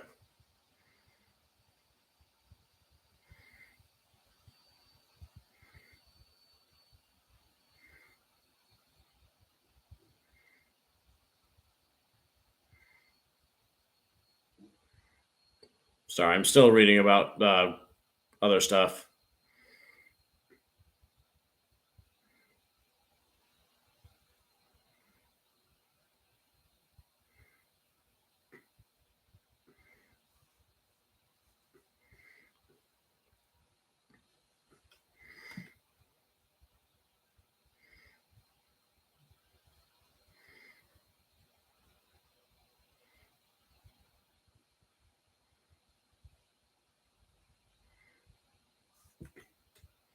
Third and 9 at the 33-yard line. No, 27. Oh, Tua is sacked by 2 people. Is that Judon? Yep, Judon assists with somebody else. So now it's 4th down.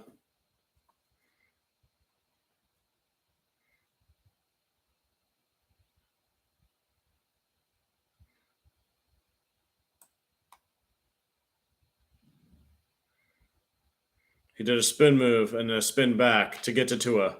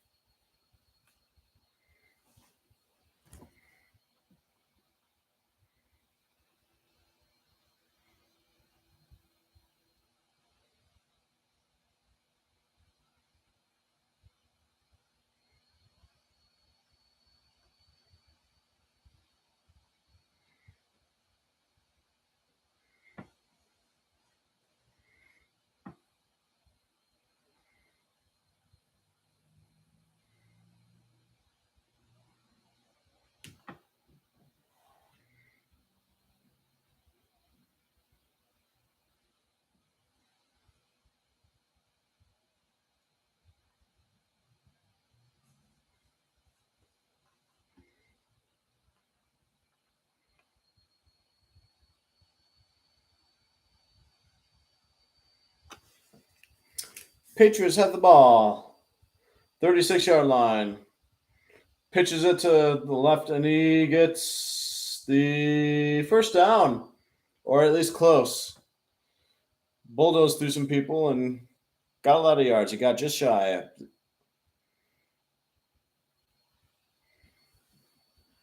The Patriots offense looks more formidable and less predictable than I remember in recent years for them. So, I mean, they haven't scored, but I mean, it seems different in a good way, though.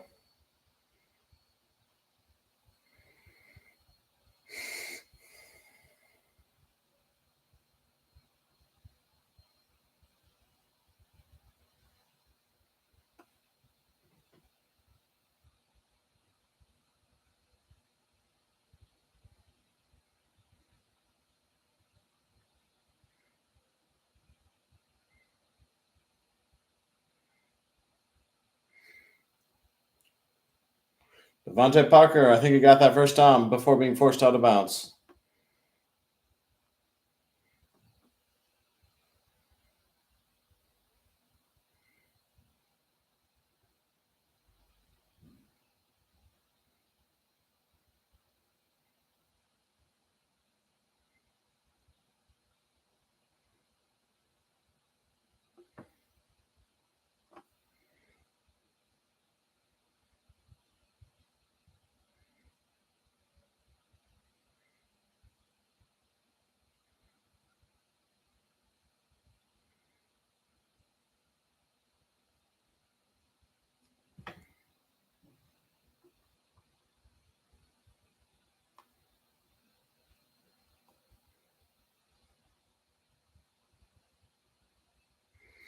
Third and 1.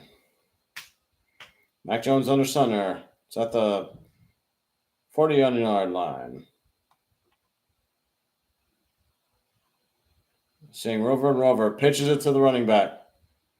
And he gets taken down, tackle for loss in the backfield. The free safety blitzed and got him. Patricia looks kind of surprised there.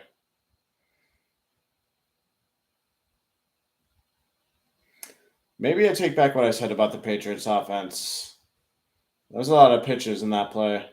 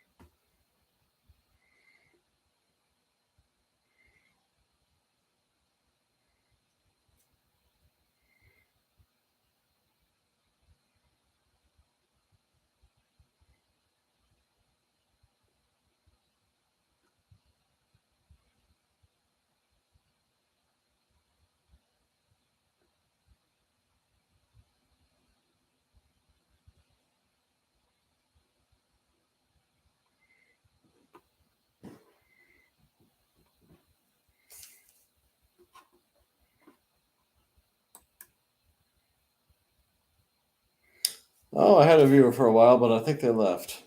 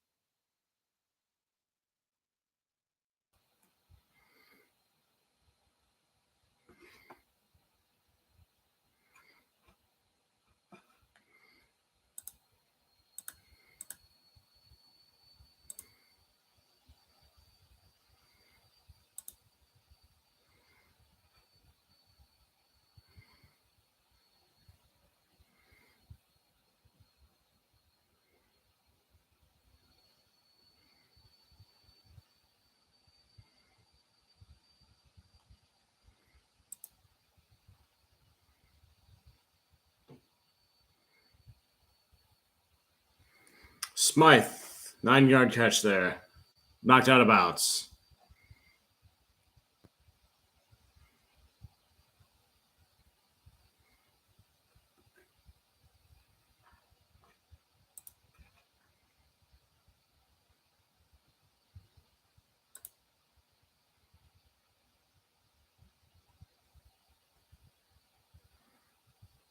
Tyreek Hill gets the ball and he's until he gets out of bounds. Gains some yards there. Sideline. Dolphins running back. He went to the locker room. Now he's back. Left groin.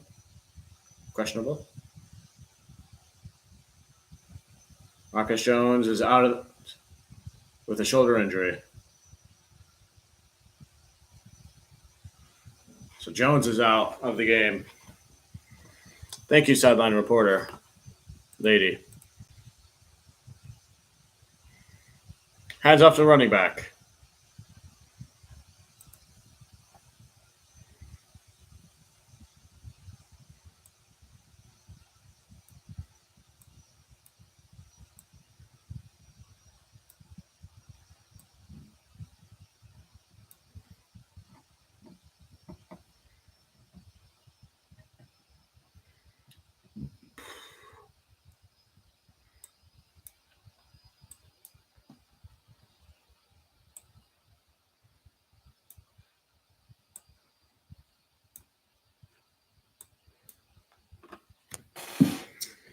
Second and 10.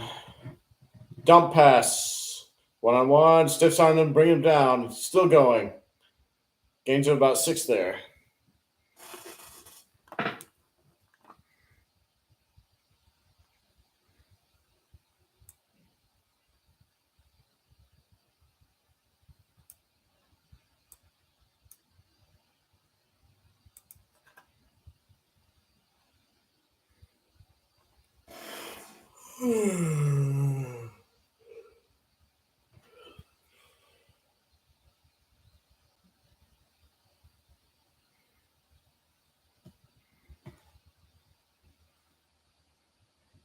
Third and 3. Drops back to pass. Quick throw. Caught it for the first down. That was Tyreek Hill. Tackled by Matthew Judon, who helped him up. Grabbed him by the bicep and just...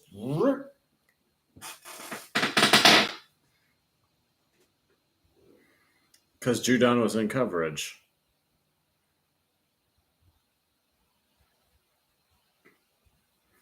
Oh, Christian Gonzalez was on coverage of him. But he was kind of doing zone, I guess.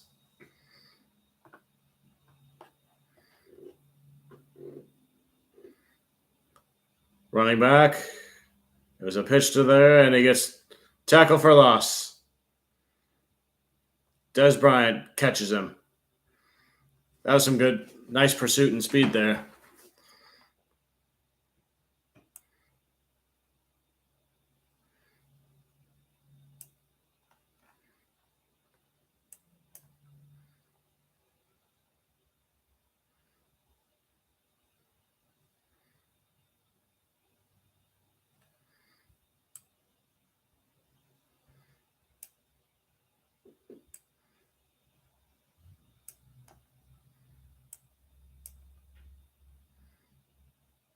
Tua lobs up, deep pass. Tyreek Hill catches it. First down and more. Down at the 30-yard line.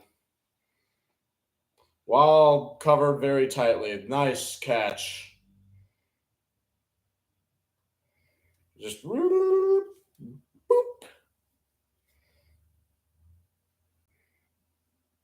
Hopped up and grabbed it.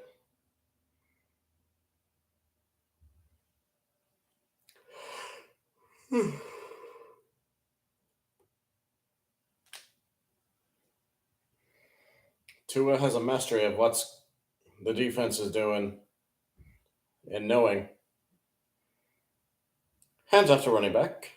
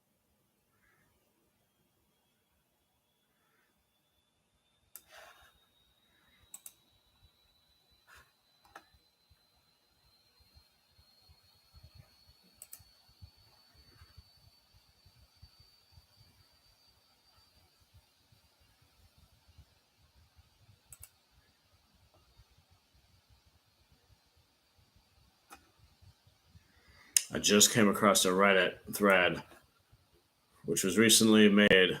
Aaron Glenn's defenses have given up 136 points to the Seattle Seahawks in the last 3 years.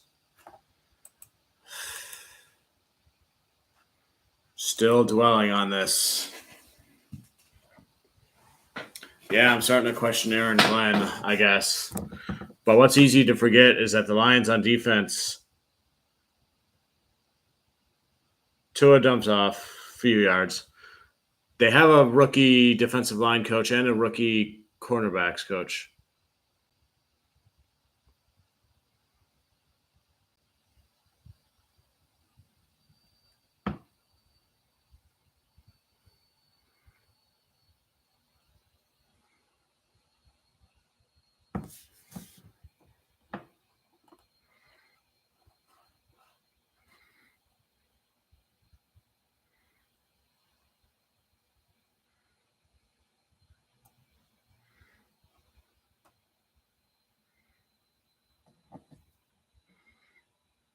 Oh, deflected, incomplete.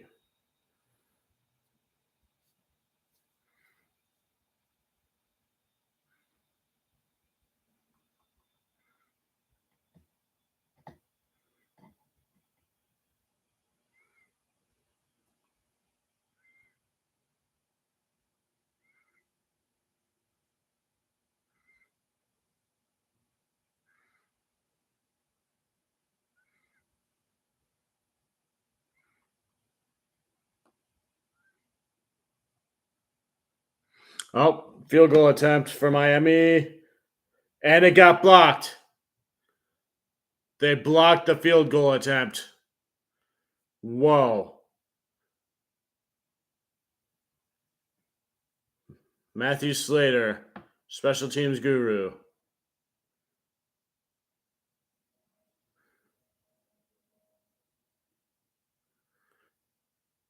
Matthew Slater. Wow. Blocked field goal. You got a running start coming out from the edge of the screen. It's just like, whoop, boom. Yeah, Belichick loves his special teamers.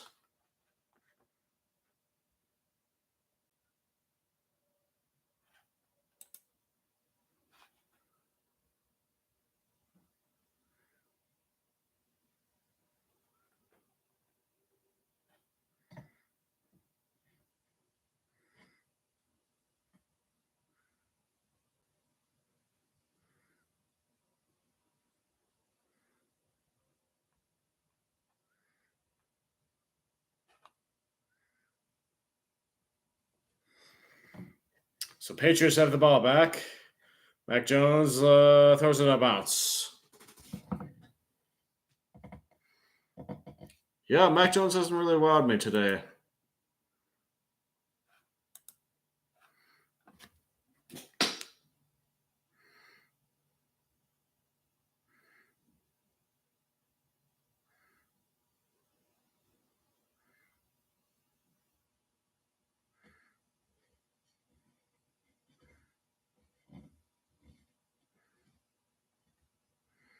Jones gets rid of it before he sacks and scrambles, and a check down, first down, but out of bounds.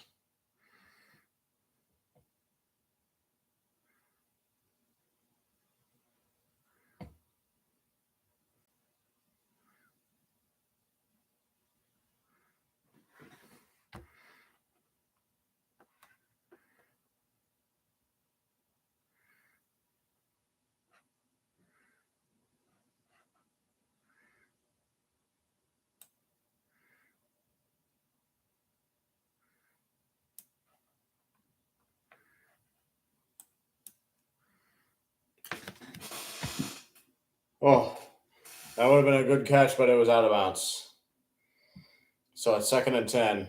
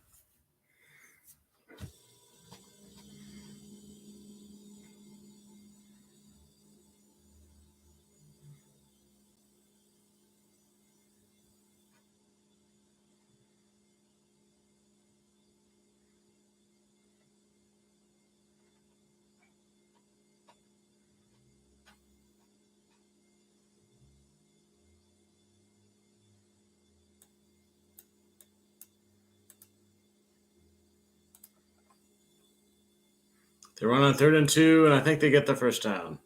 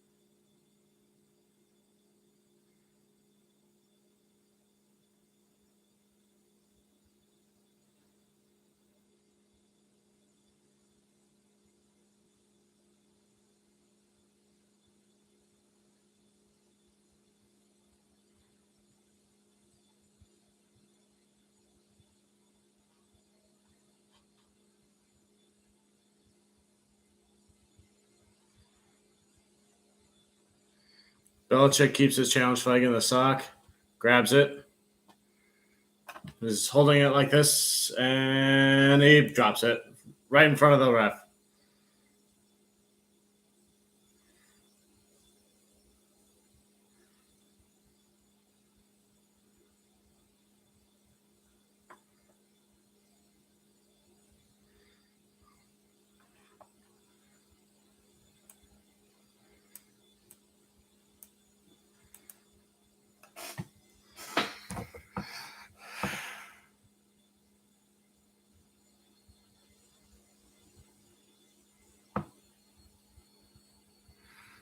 The rule challenging if he was short of the line. Still reading this thread about Aaron Glenn. I'm reading something about the D-line and being concerned. I know there's injuries on it. Buggs is still benched, and Pascal was out with an injury. I guess that Lee McNeil came out with an injury at some point. I had no idea if he played the rest of the game. The post-game interview, Dan Campbell said the only injury, which is probably looking like it'll be long-term, was James Houston, which also is a concern.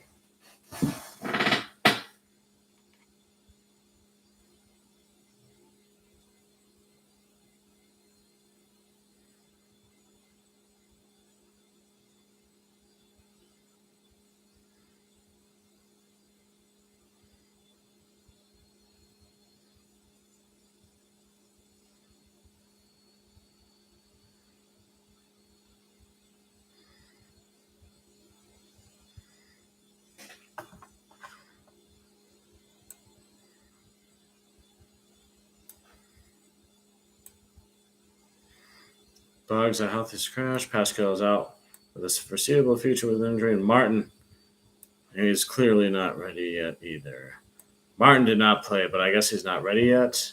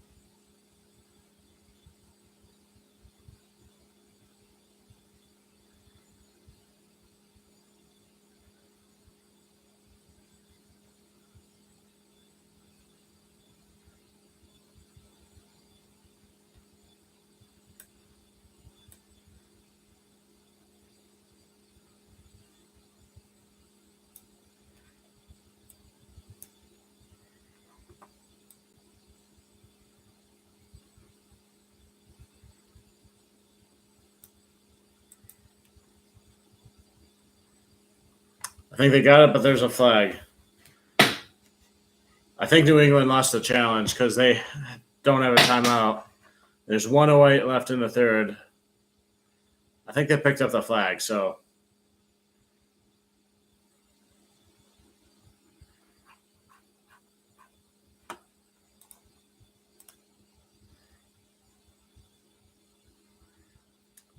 did Miami intercept that pass? Officials discussing because the receiver was out of bounds.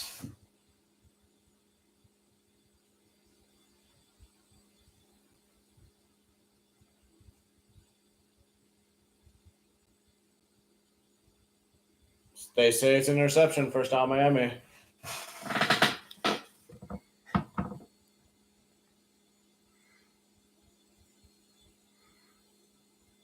And he got the feet down. Both 1-2 in bounds.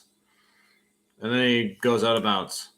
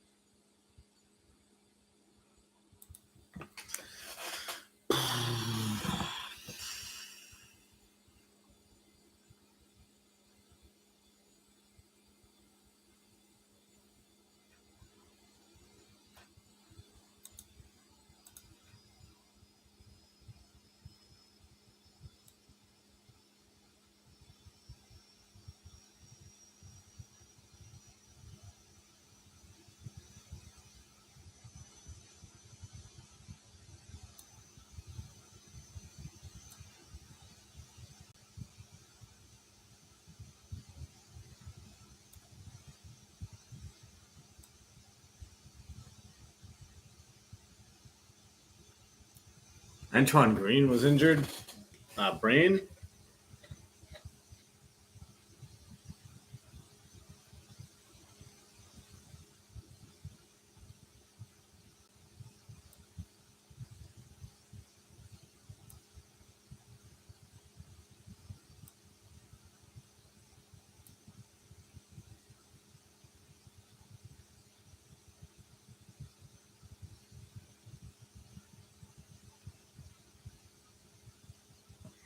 Now I'm concerned about the Lions' injuries long term. But sounds like everybody else will be ready, though.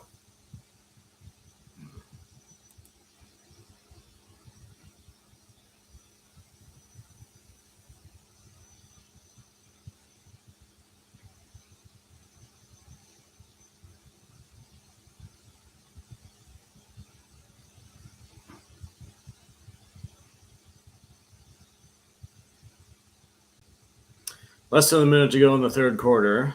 Miami has the ball, and it's 2nd and 10. Yeah, Miami's been in control of this game, especially on offense, but this game feels slightly slower than what I was expecting. I guess they could have scored way more points, but New England's Patriots defense is good enough to prevent that. But I guess the more I see this, the more I'm realizing maybe New England's offense isn't as good, or maybe not improved as much anymore. Maybe it's just lacking talent.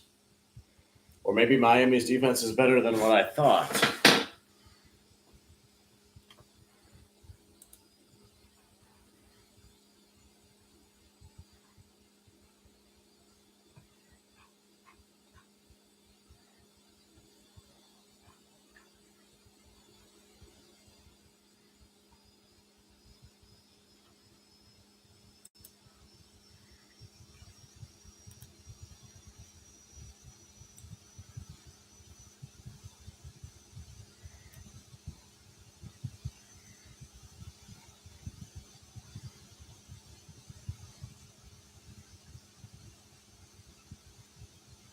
Incomplete pass.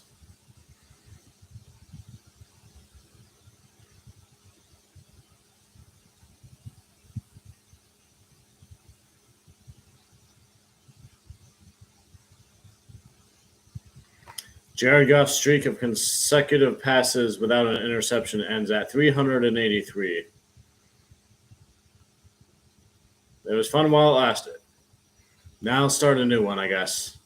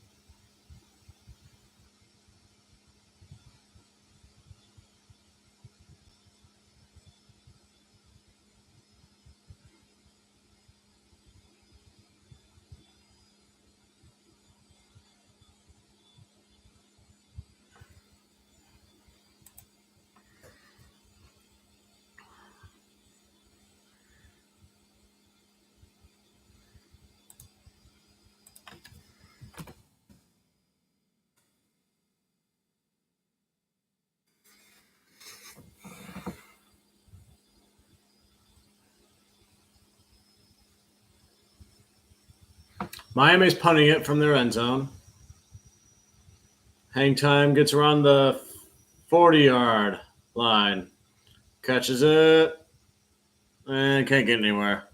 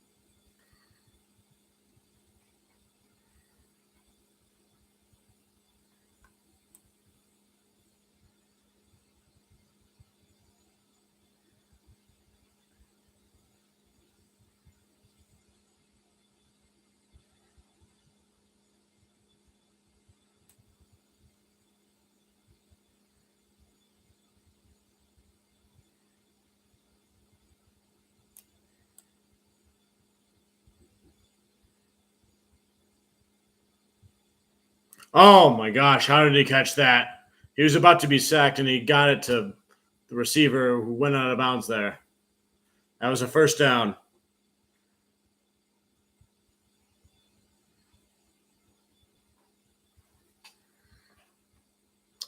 I'm just looking at highlights from the Lions game, the recaps.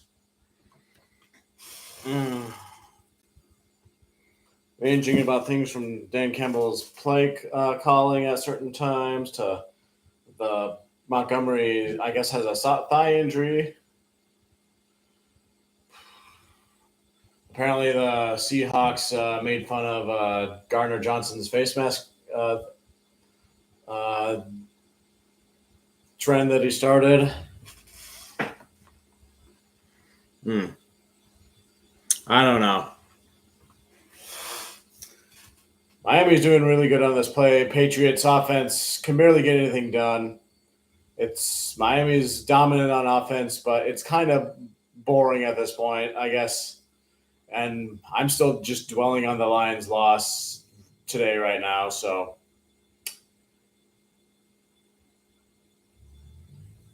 I'm worried about the injuries. Like, who's going to be out?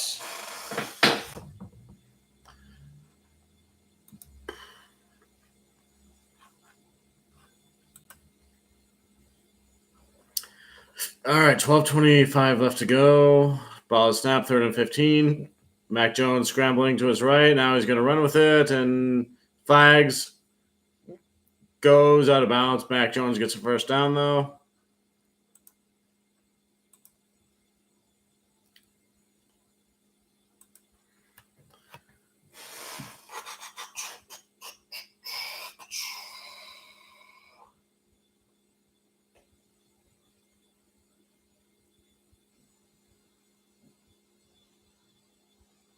Holding defense. 5-yard penalty added.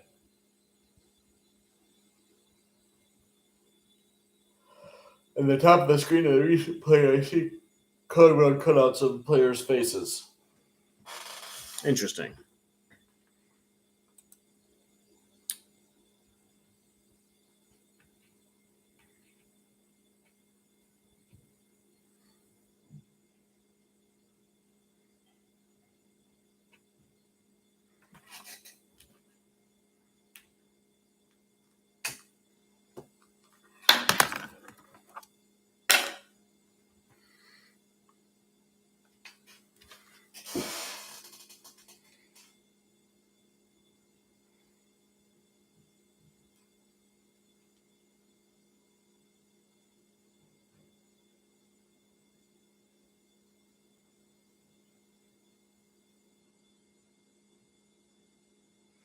Red zone percentage for Patriots, 42%, which ranks last.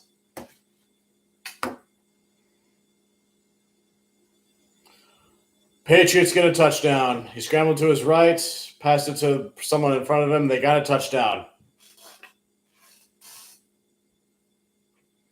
Breathing a little bit of life into this game.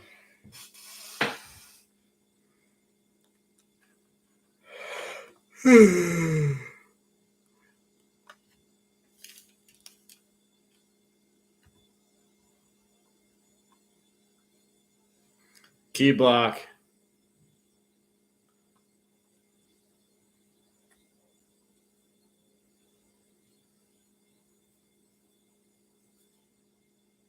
And the extra point is good.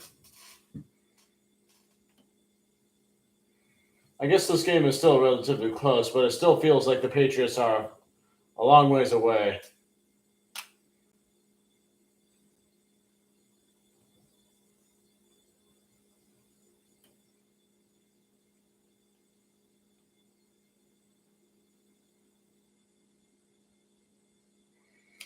$17-10. At least both teams are made it to double digits.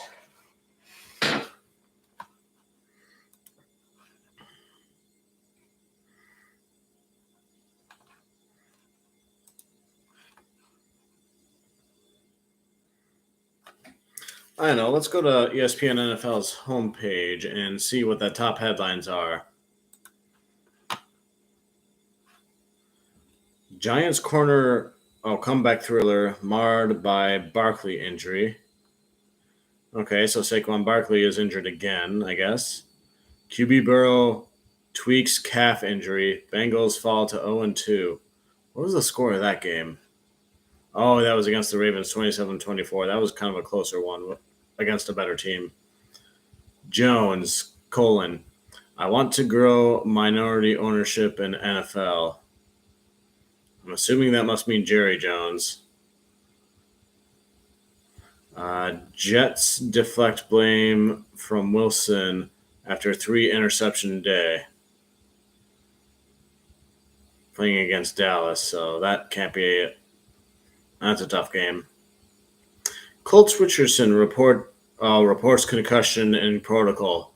I heard Anthony Richardson had 2 rushing touchdowns, and that's unfortunate that he's on concussion protocol.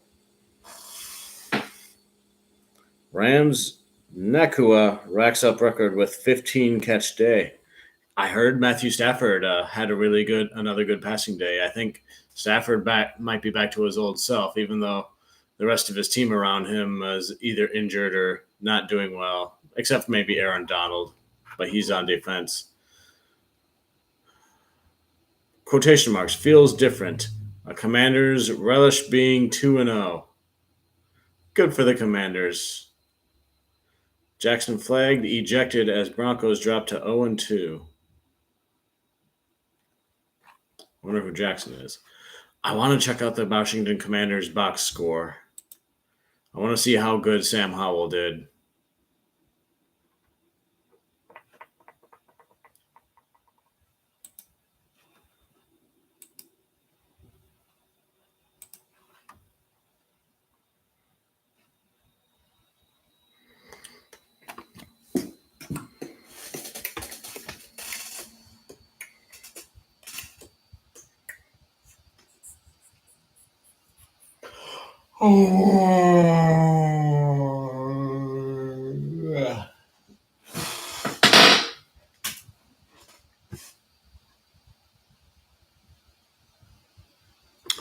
Sam Howell, 27 for 39, 299 yards, 2 touchdowns, no interceptions. And then rushing, he had 2 rushes for 13 yards.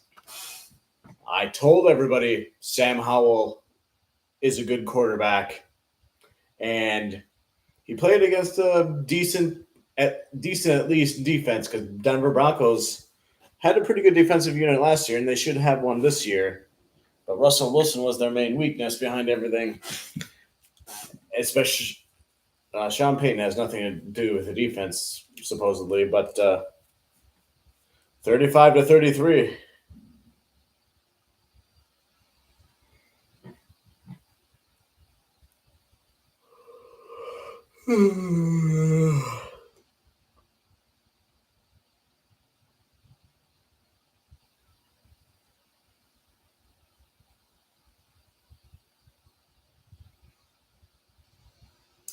Second and 3 for Miami. They are on their 37. Fake pass, cat, first down to the tight end, I think. Smythe, actually.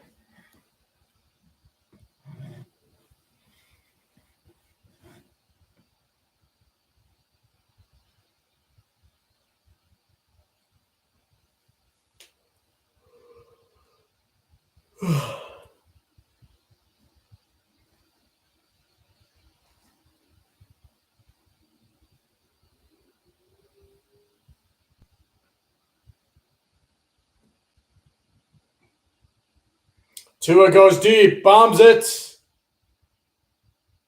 and it's intercepted by Christian Gonzalez. He swung for the fences and he missed.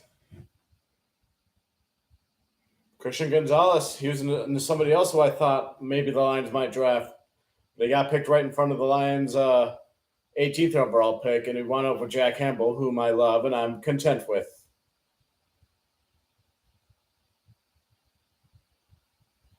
Yeah, that was meant for Tua or Tyreek Hill. And he was just right. Christian Gonzalez was just right in front of Tyreek. They both jumped up, and he just whoop. I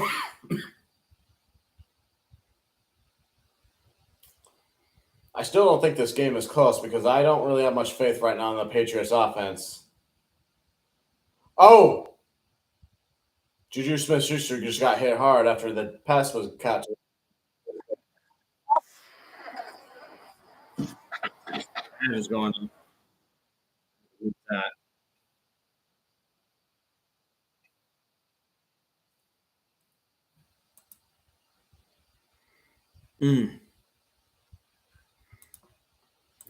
Let's check on YouTube and see what's going on there.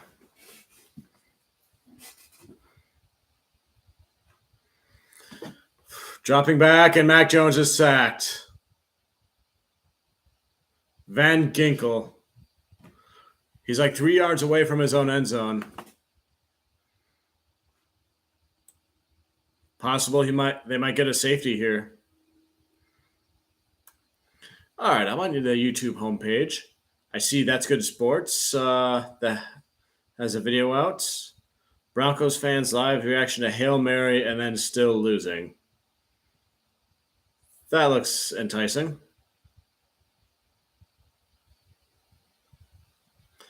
Tom Grossi, Packers collapse versus Falcons 25-24 reaction and breakdown. I'll have to save that to watch later. Oh my gosh, they almost got a safety, but Mac Jones got rid of it. Tried to go deep and he missed.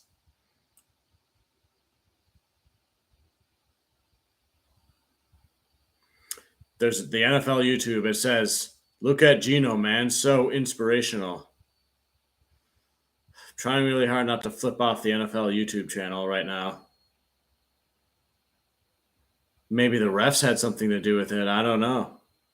No, I'm not giving the refs satisfaction for that. And screwing us over once again.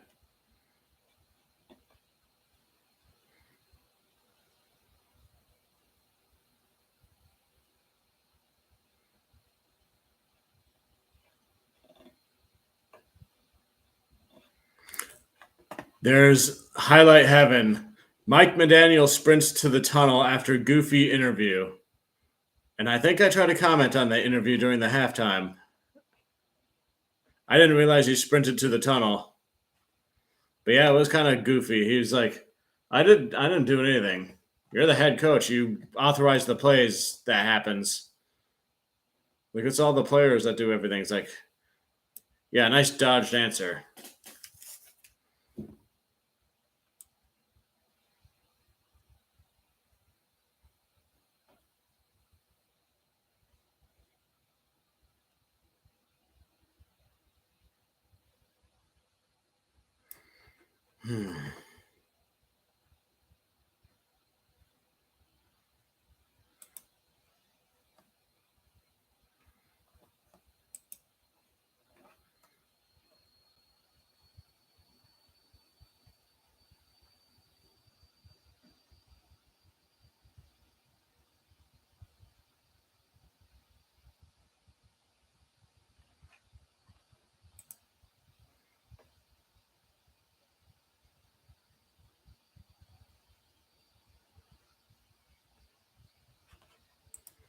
Do I dare do it?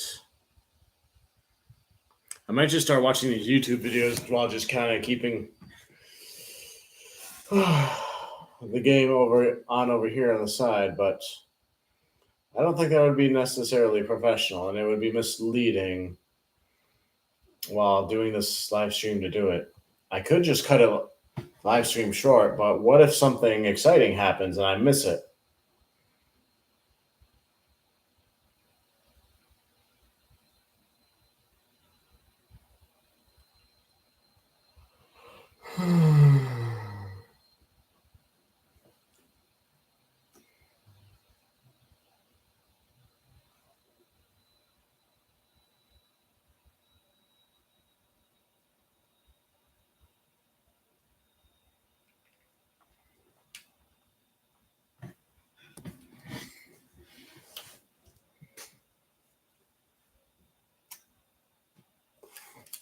Matthew Slater has 10 Pro Bowl selections for special teams. Good for him. Oh, they were both pushed out of the bounds of Miami Dolphins and Slater. And then they came back in. And then he was backed in the back and didn't get called for it. I thought they were supposed to get penalized for like going out of bounds and coming back, because I remember that happened to the Lions during the. Oh my gosh, the running back just broke through the middle and he is gone. He sprinted away. Touchdown, Miami. Oh man, that failed on Patriots defense somewhere. I haven't seen a touchdown like that in a while where the running back just runs right through the middle and beats everybody. How'd that happen? Inside zone plays, good blocking. The safeties must have tried to blitz on the outside at some point.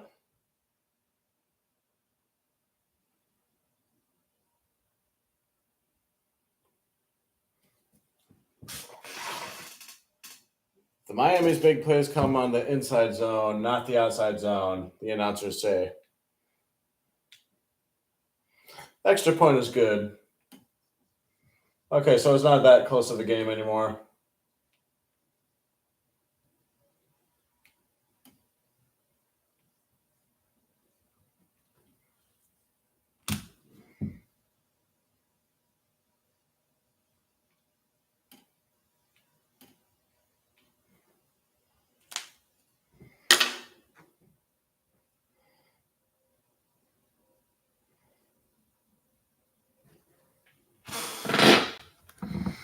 He won't.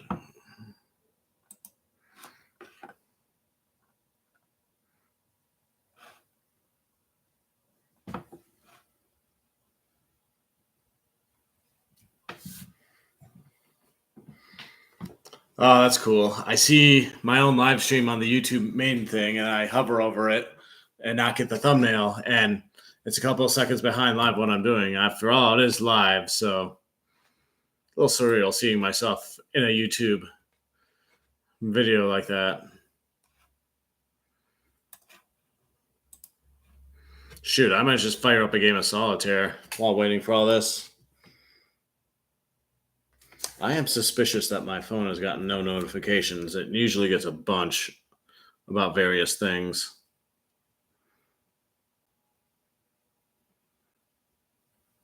Oh, the phone is starting still. I restarted it a while ago.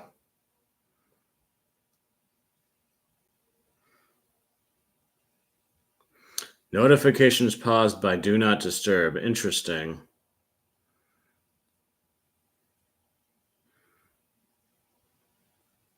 How did it know that I did not want to be disturbed?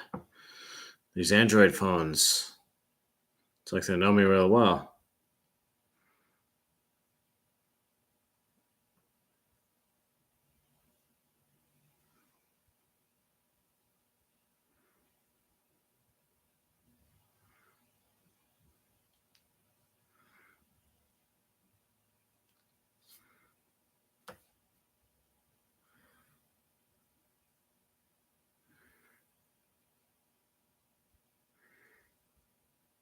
Raheem Mostert, 2 touchdowns tonight.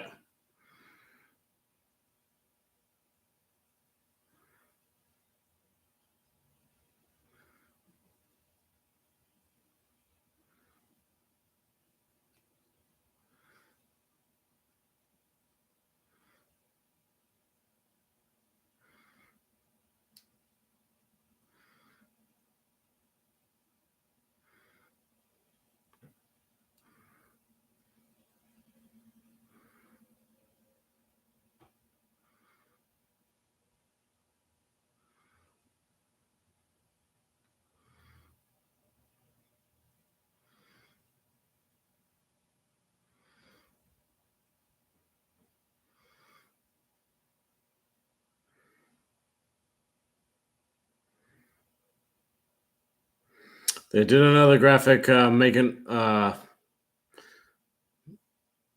spoofing Miami for being like a track team, comparing it to other teams, I guess.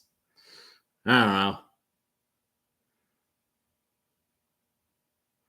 Flag on the play, but Patriots receiver catches it.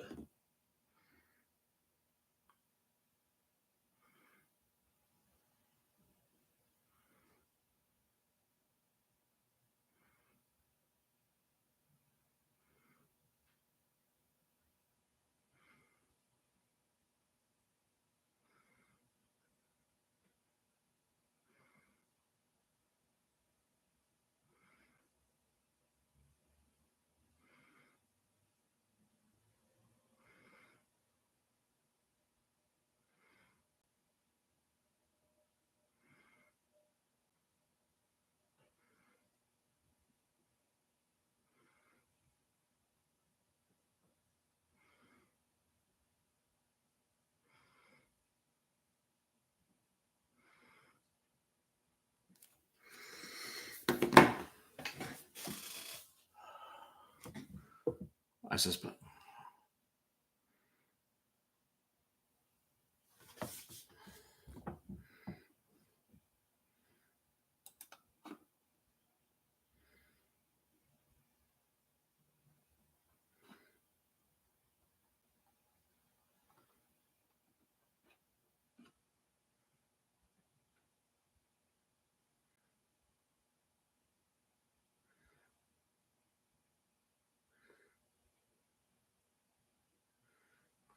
The Patriots are a very boring team, I think.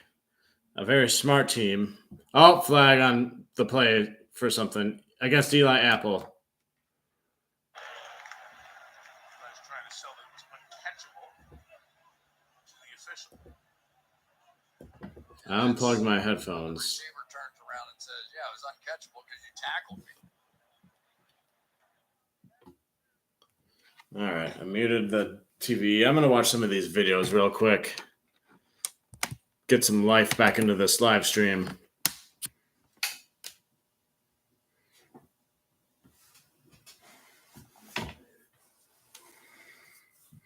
If something significant happens, I'll be sure to let you know. But I'm going to start by watching this Perna video about him, Hail Mary, and still losing.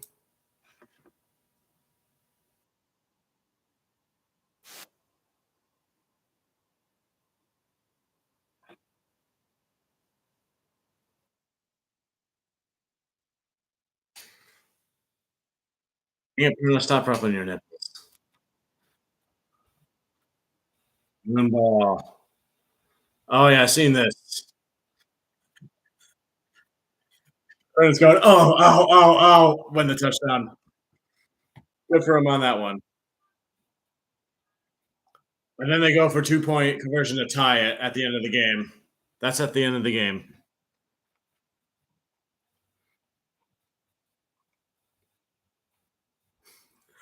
He's flipping out. Tip 3 times.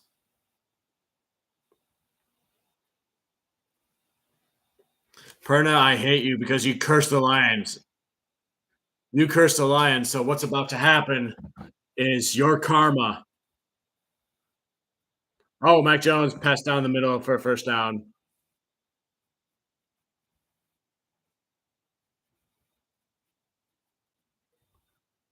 Someone said what I just said about the cursing in his comment.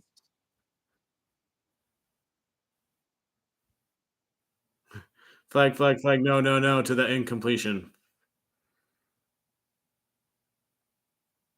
And he's just frozen there.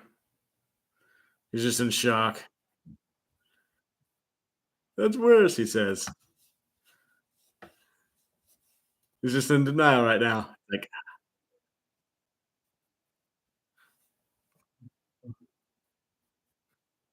that's pass interference. Didn't call it. I guess the Lions, the refs got you too, Perna. I don't like getting actual mad, but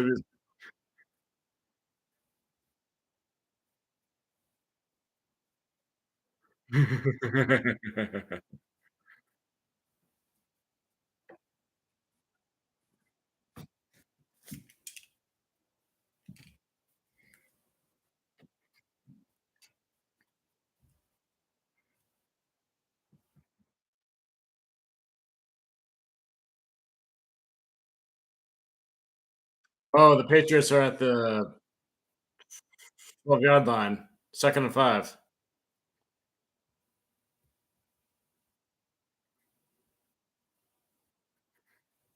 Mac Jones scrambling his right. He catches it. He's down at the 1-yard line now. There may be hope yet for the Patriots offense.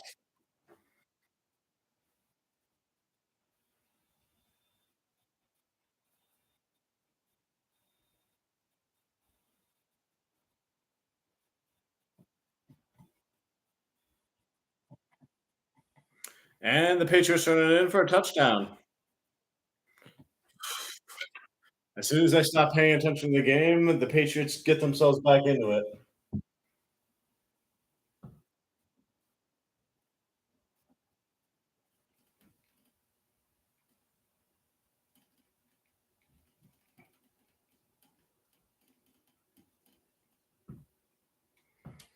Might need to see just to make sure the extra point is good. But yeah, I like that one. I'm glad I saw it. Extra point is good. So 17. Patriots are down by a touchdown once again. I guess whatever adjustments they're doing, they're starting to work out now. There's 5:25 left in the fourth quarter.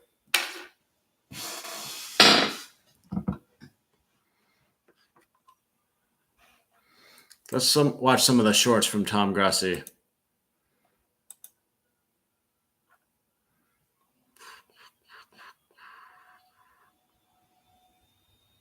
There's just one, and it's Jalen Reed's first NFL touchdown. All right. End around to Reed. Beats it to the corner. Oh, Jaden Reed is his name? I thought it was Jalen Reed this whole time with a D and not an L. Trickery from Matt LaFleur. Steps on the pylon. I think the word is pylon, but I'm not sure, and I don't want to sound stupid.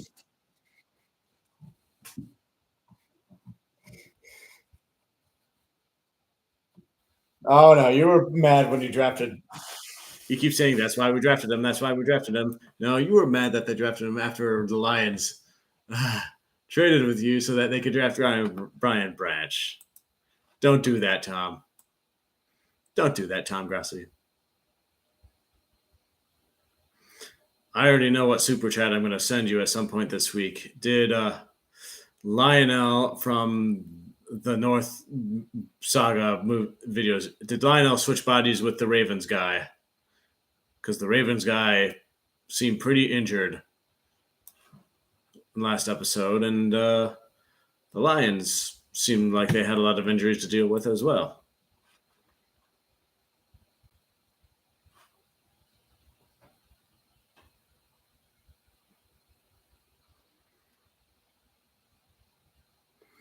Running through the biggest player props for NFL Week 2. And this is on NFL on NBC, a video, and their thumbnail has St. Brown in it.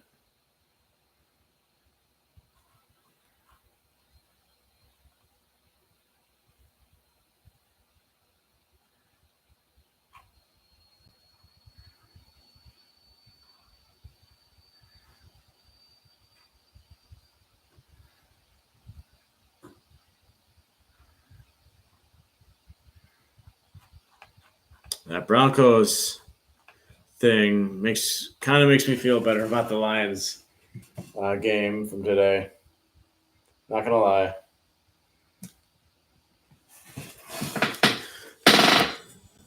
All right, 2 is on the field, so I guess I might as well watch what they do.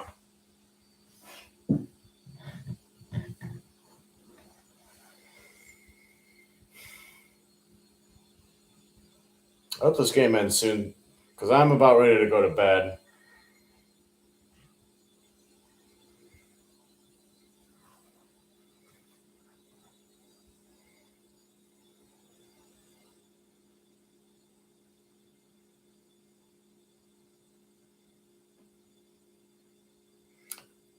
Miami takes a timeout.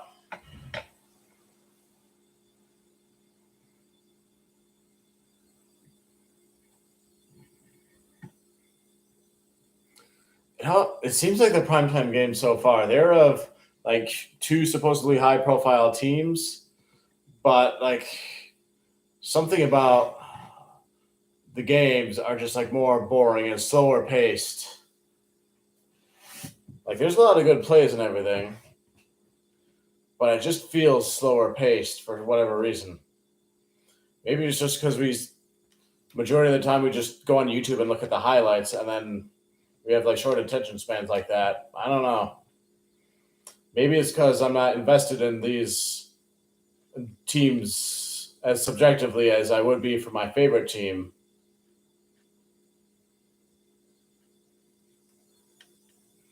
Maybe because I'm watching it with no one, or maybe I'm not watching somebody else's live stream as I do that.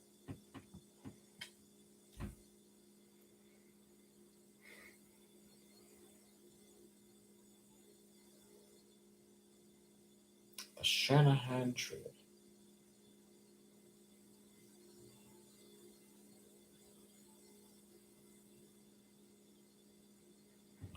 Teacher of fundamental football. Fundamentals are important.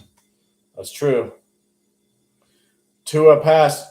Oh, incomplete. Intended for Waddle, and there's flags on the play, and Waddle is down. It looks like. Oh, no. Not Jalen Waddle.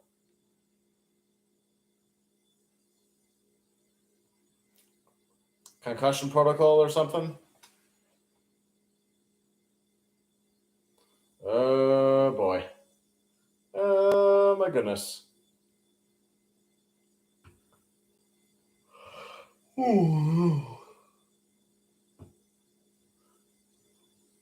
Personal foul, unnecessary roughness. 15-yard penalty, automatic first down. Rightfully so. I hope Waddle is all right.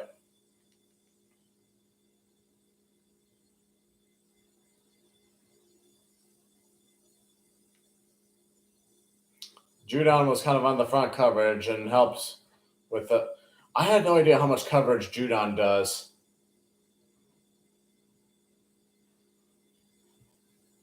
Okay, Waddle is up and walking off on his own power. He's going to the blue tent, though. Maybe he's going to get concussion protocoled. I don't know. Belichick's yelling at a ref.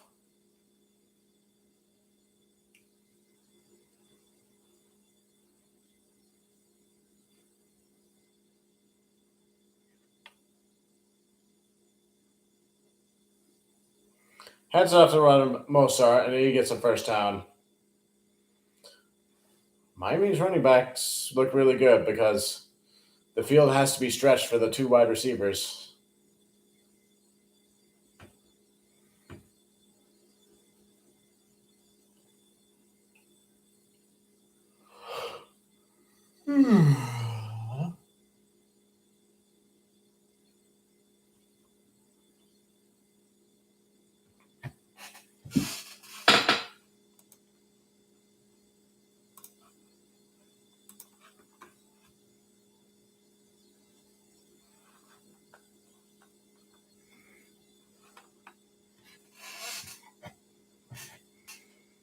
.347 left to go in the game.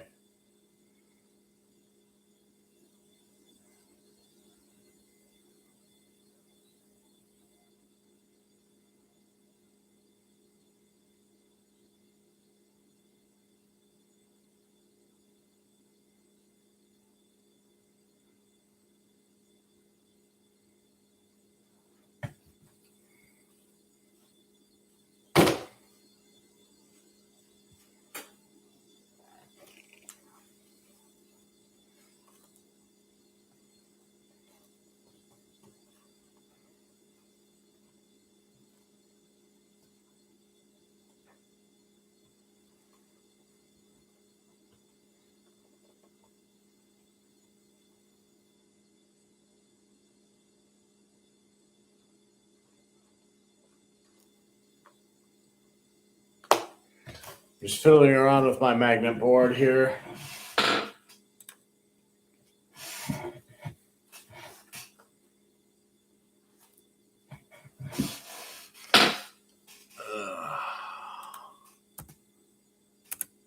I gotta check the standings. I'm gonna try to update them.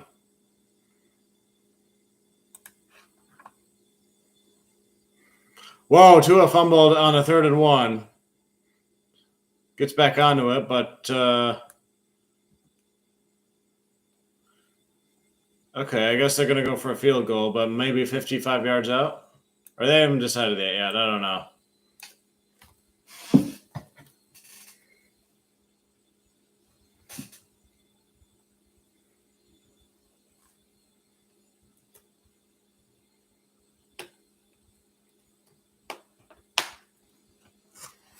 I'm going to assume Miami's going to win and New England's going to lose. And then I'm just going based on what I'm looking at on the current standings. Oh, they're going for the field goal. Let's see, Ravens on top. Steelers in third place. But the Browns and Bears, or Bengals, I mean. Browns are in second place. 55-yard attempt. Bengals are in last place because they lost. And they're 0-2 right now. Kick is up and it's no good. Wide left. Wide left. That'll be turnover and downs with 2 minutes 14 left. So the Patriots could tie the game with a touchdown.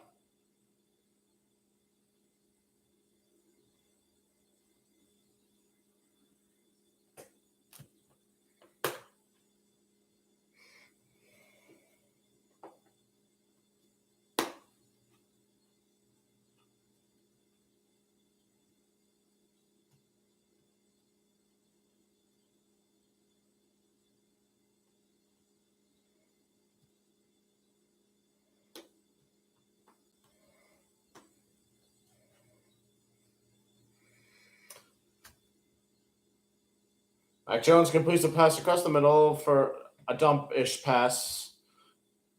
Gains a few yards, but they're hurrying up and trying to get back. But it won't matter because it's the 2-minute warning.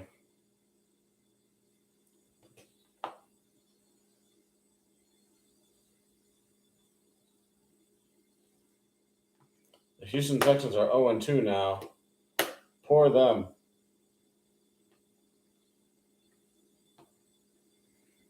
Rome wasn't built in a day, though, so they just got to develop their rookie stars.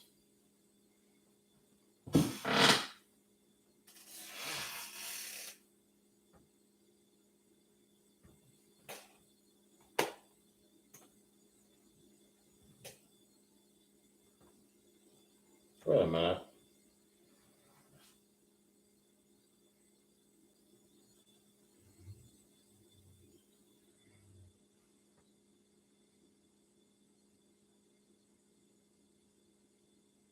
You know what I just realized?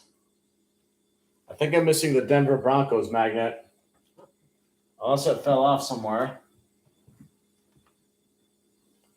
Interesting.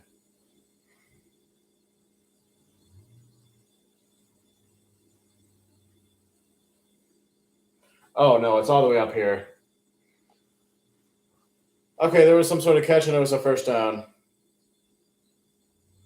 12-yard gain. They're hurrying up and all that.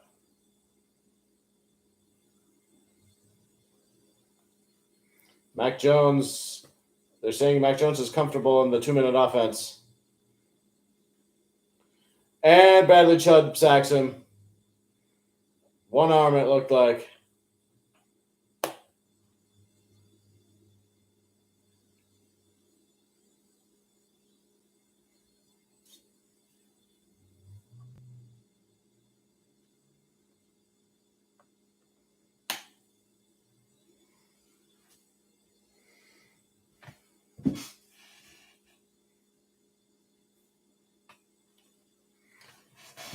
That was a big catch. Did he catch it? Nope. It looks like broken up.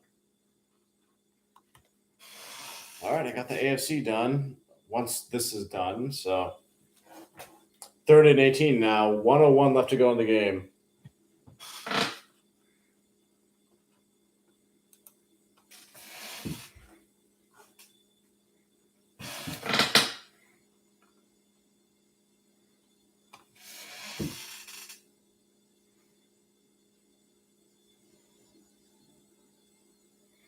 That's already accurate. This is accurate. Oh, the pass was complete down the middle, and it's caught, and it's 4th down, and they have a few yards left to go. I guess New England calls their final timeout. 57 seconds left. All right, the South, NFC South.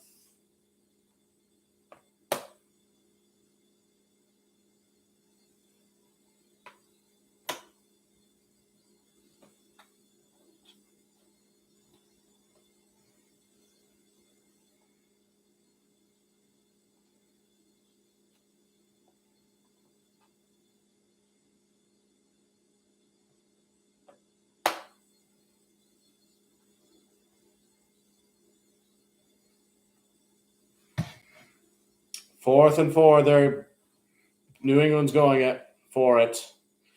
If Miami stops them, then they win the game, basically. Back in shotgun, drops back to pass. It's caught, but he gets tackled. Oh, they give it back to the person, and they're. Oh, did they get it? Did he bulldoze his way to get it? He lateraled it back to another guy. He actually got the first down. The clock is running, though. 40 seconds left. I think the refs are stopping to get a measurement. Replay booth is stopping it, I guess.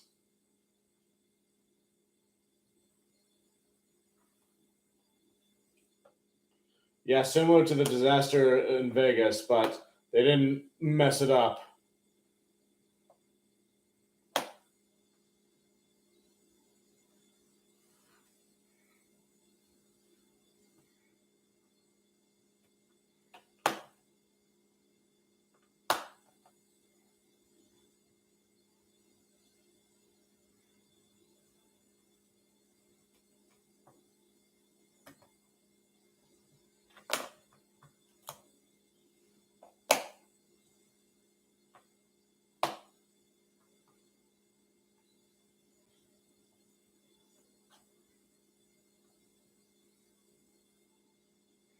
Chelsea, all right, it's all updated.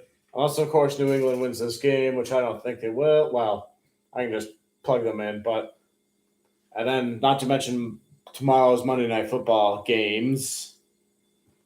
Because I can't forget the other team, even though I kind of have in this moment. But I'm focusing on Cleveland and Pittsburgh.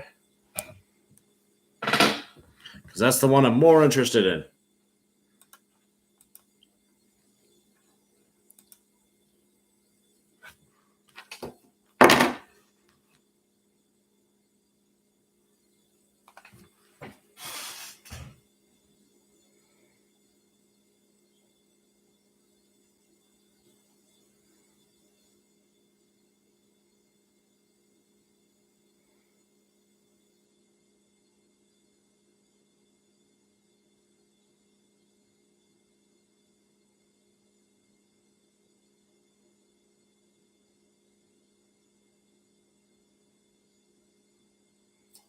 They're saying they might flip it.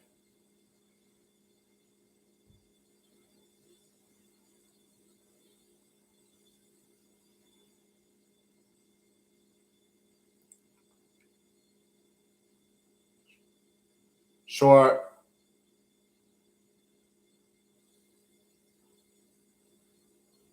Turnover on downs. Miami wins the game.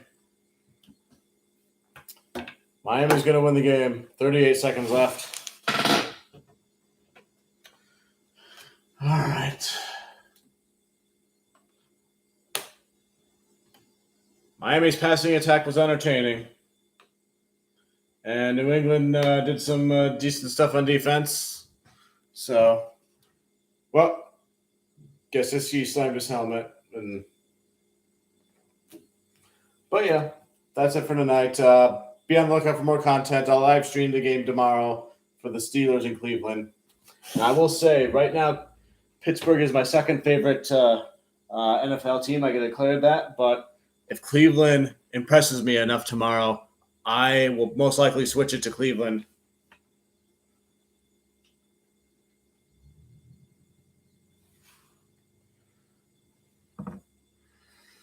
All right. See y'all later.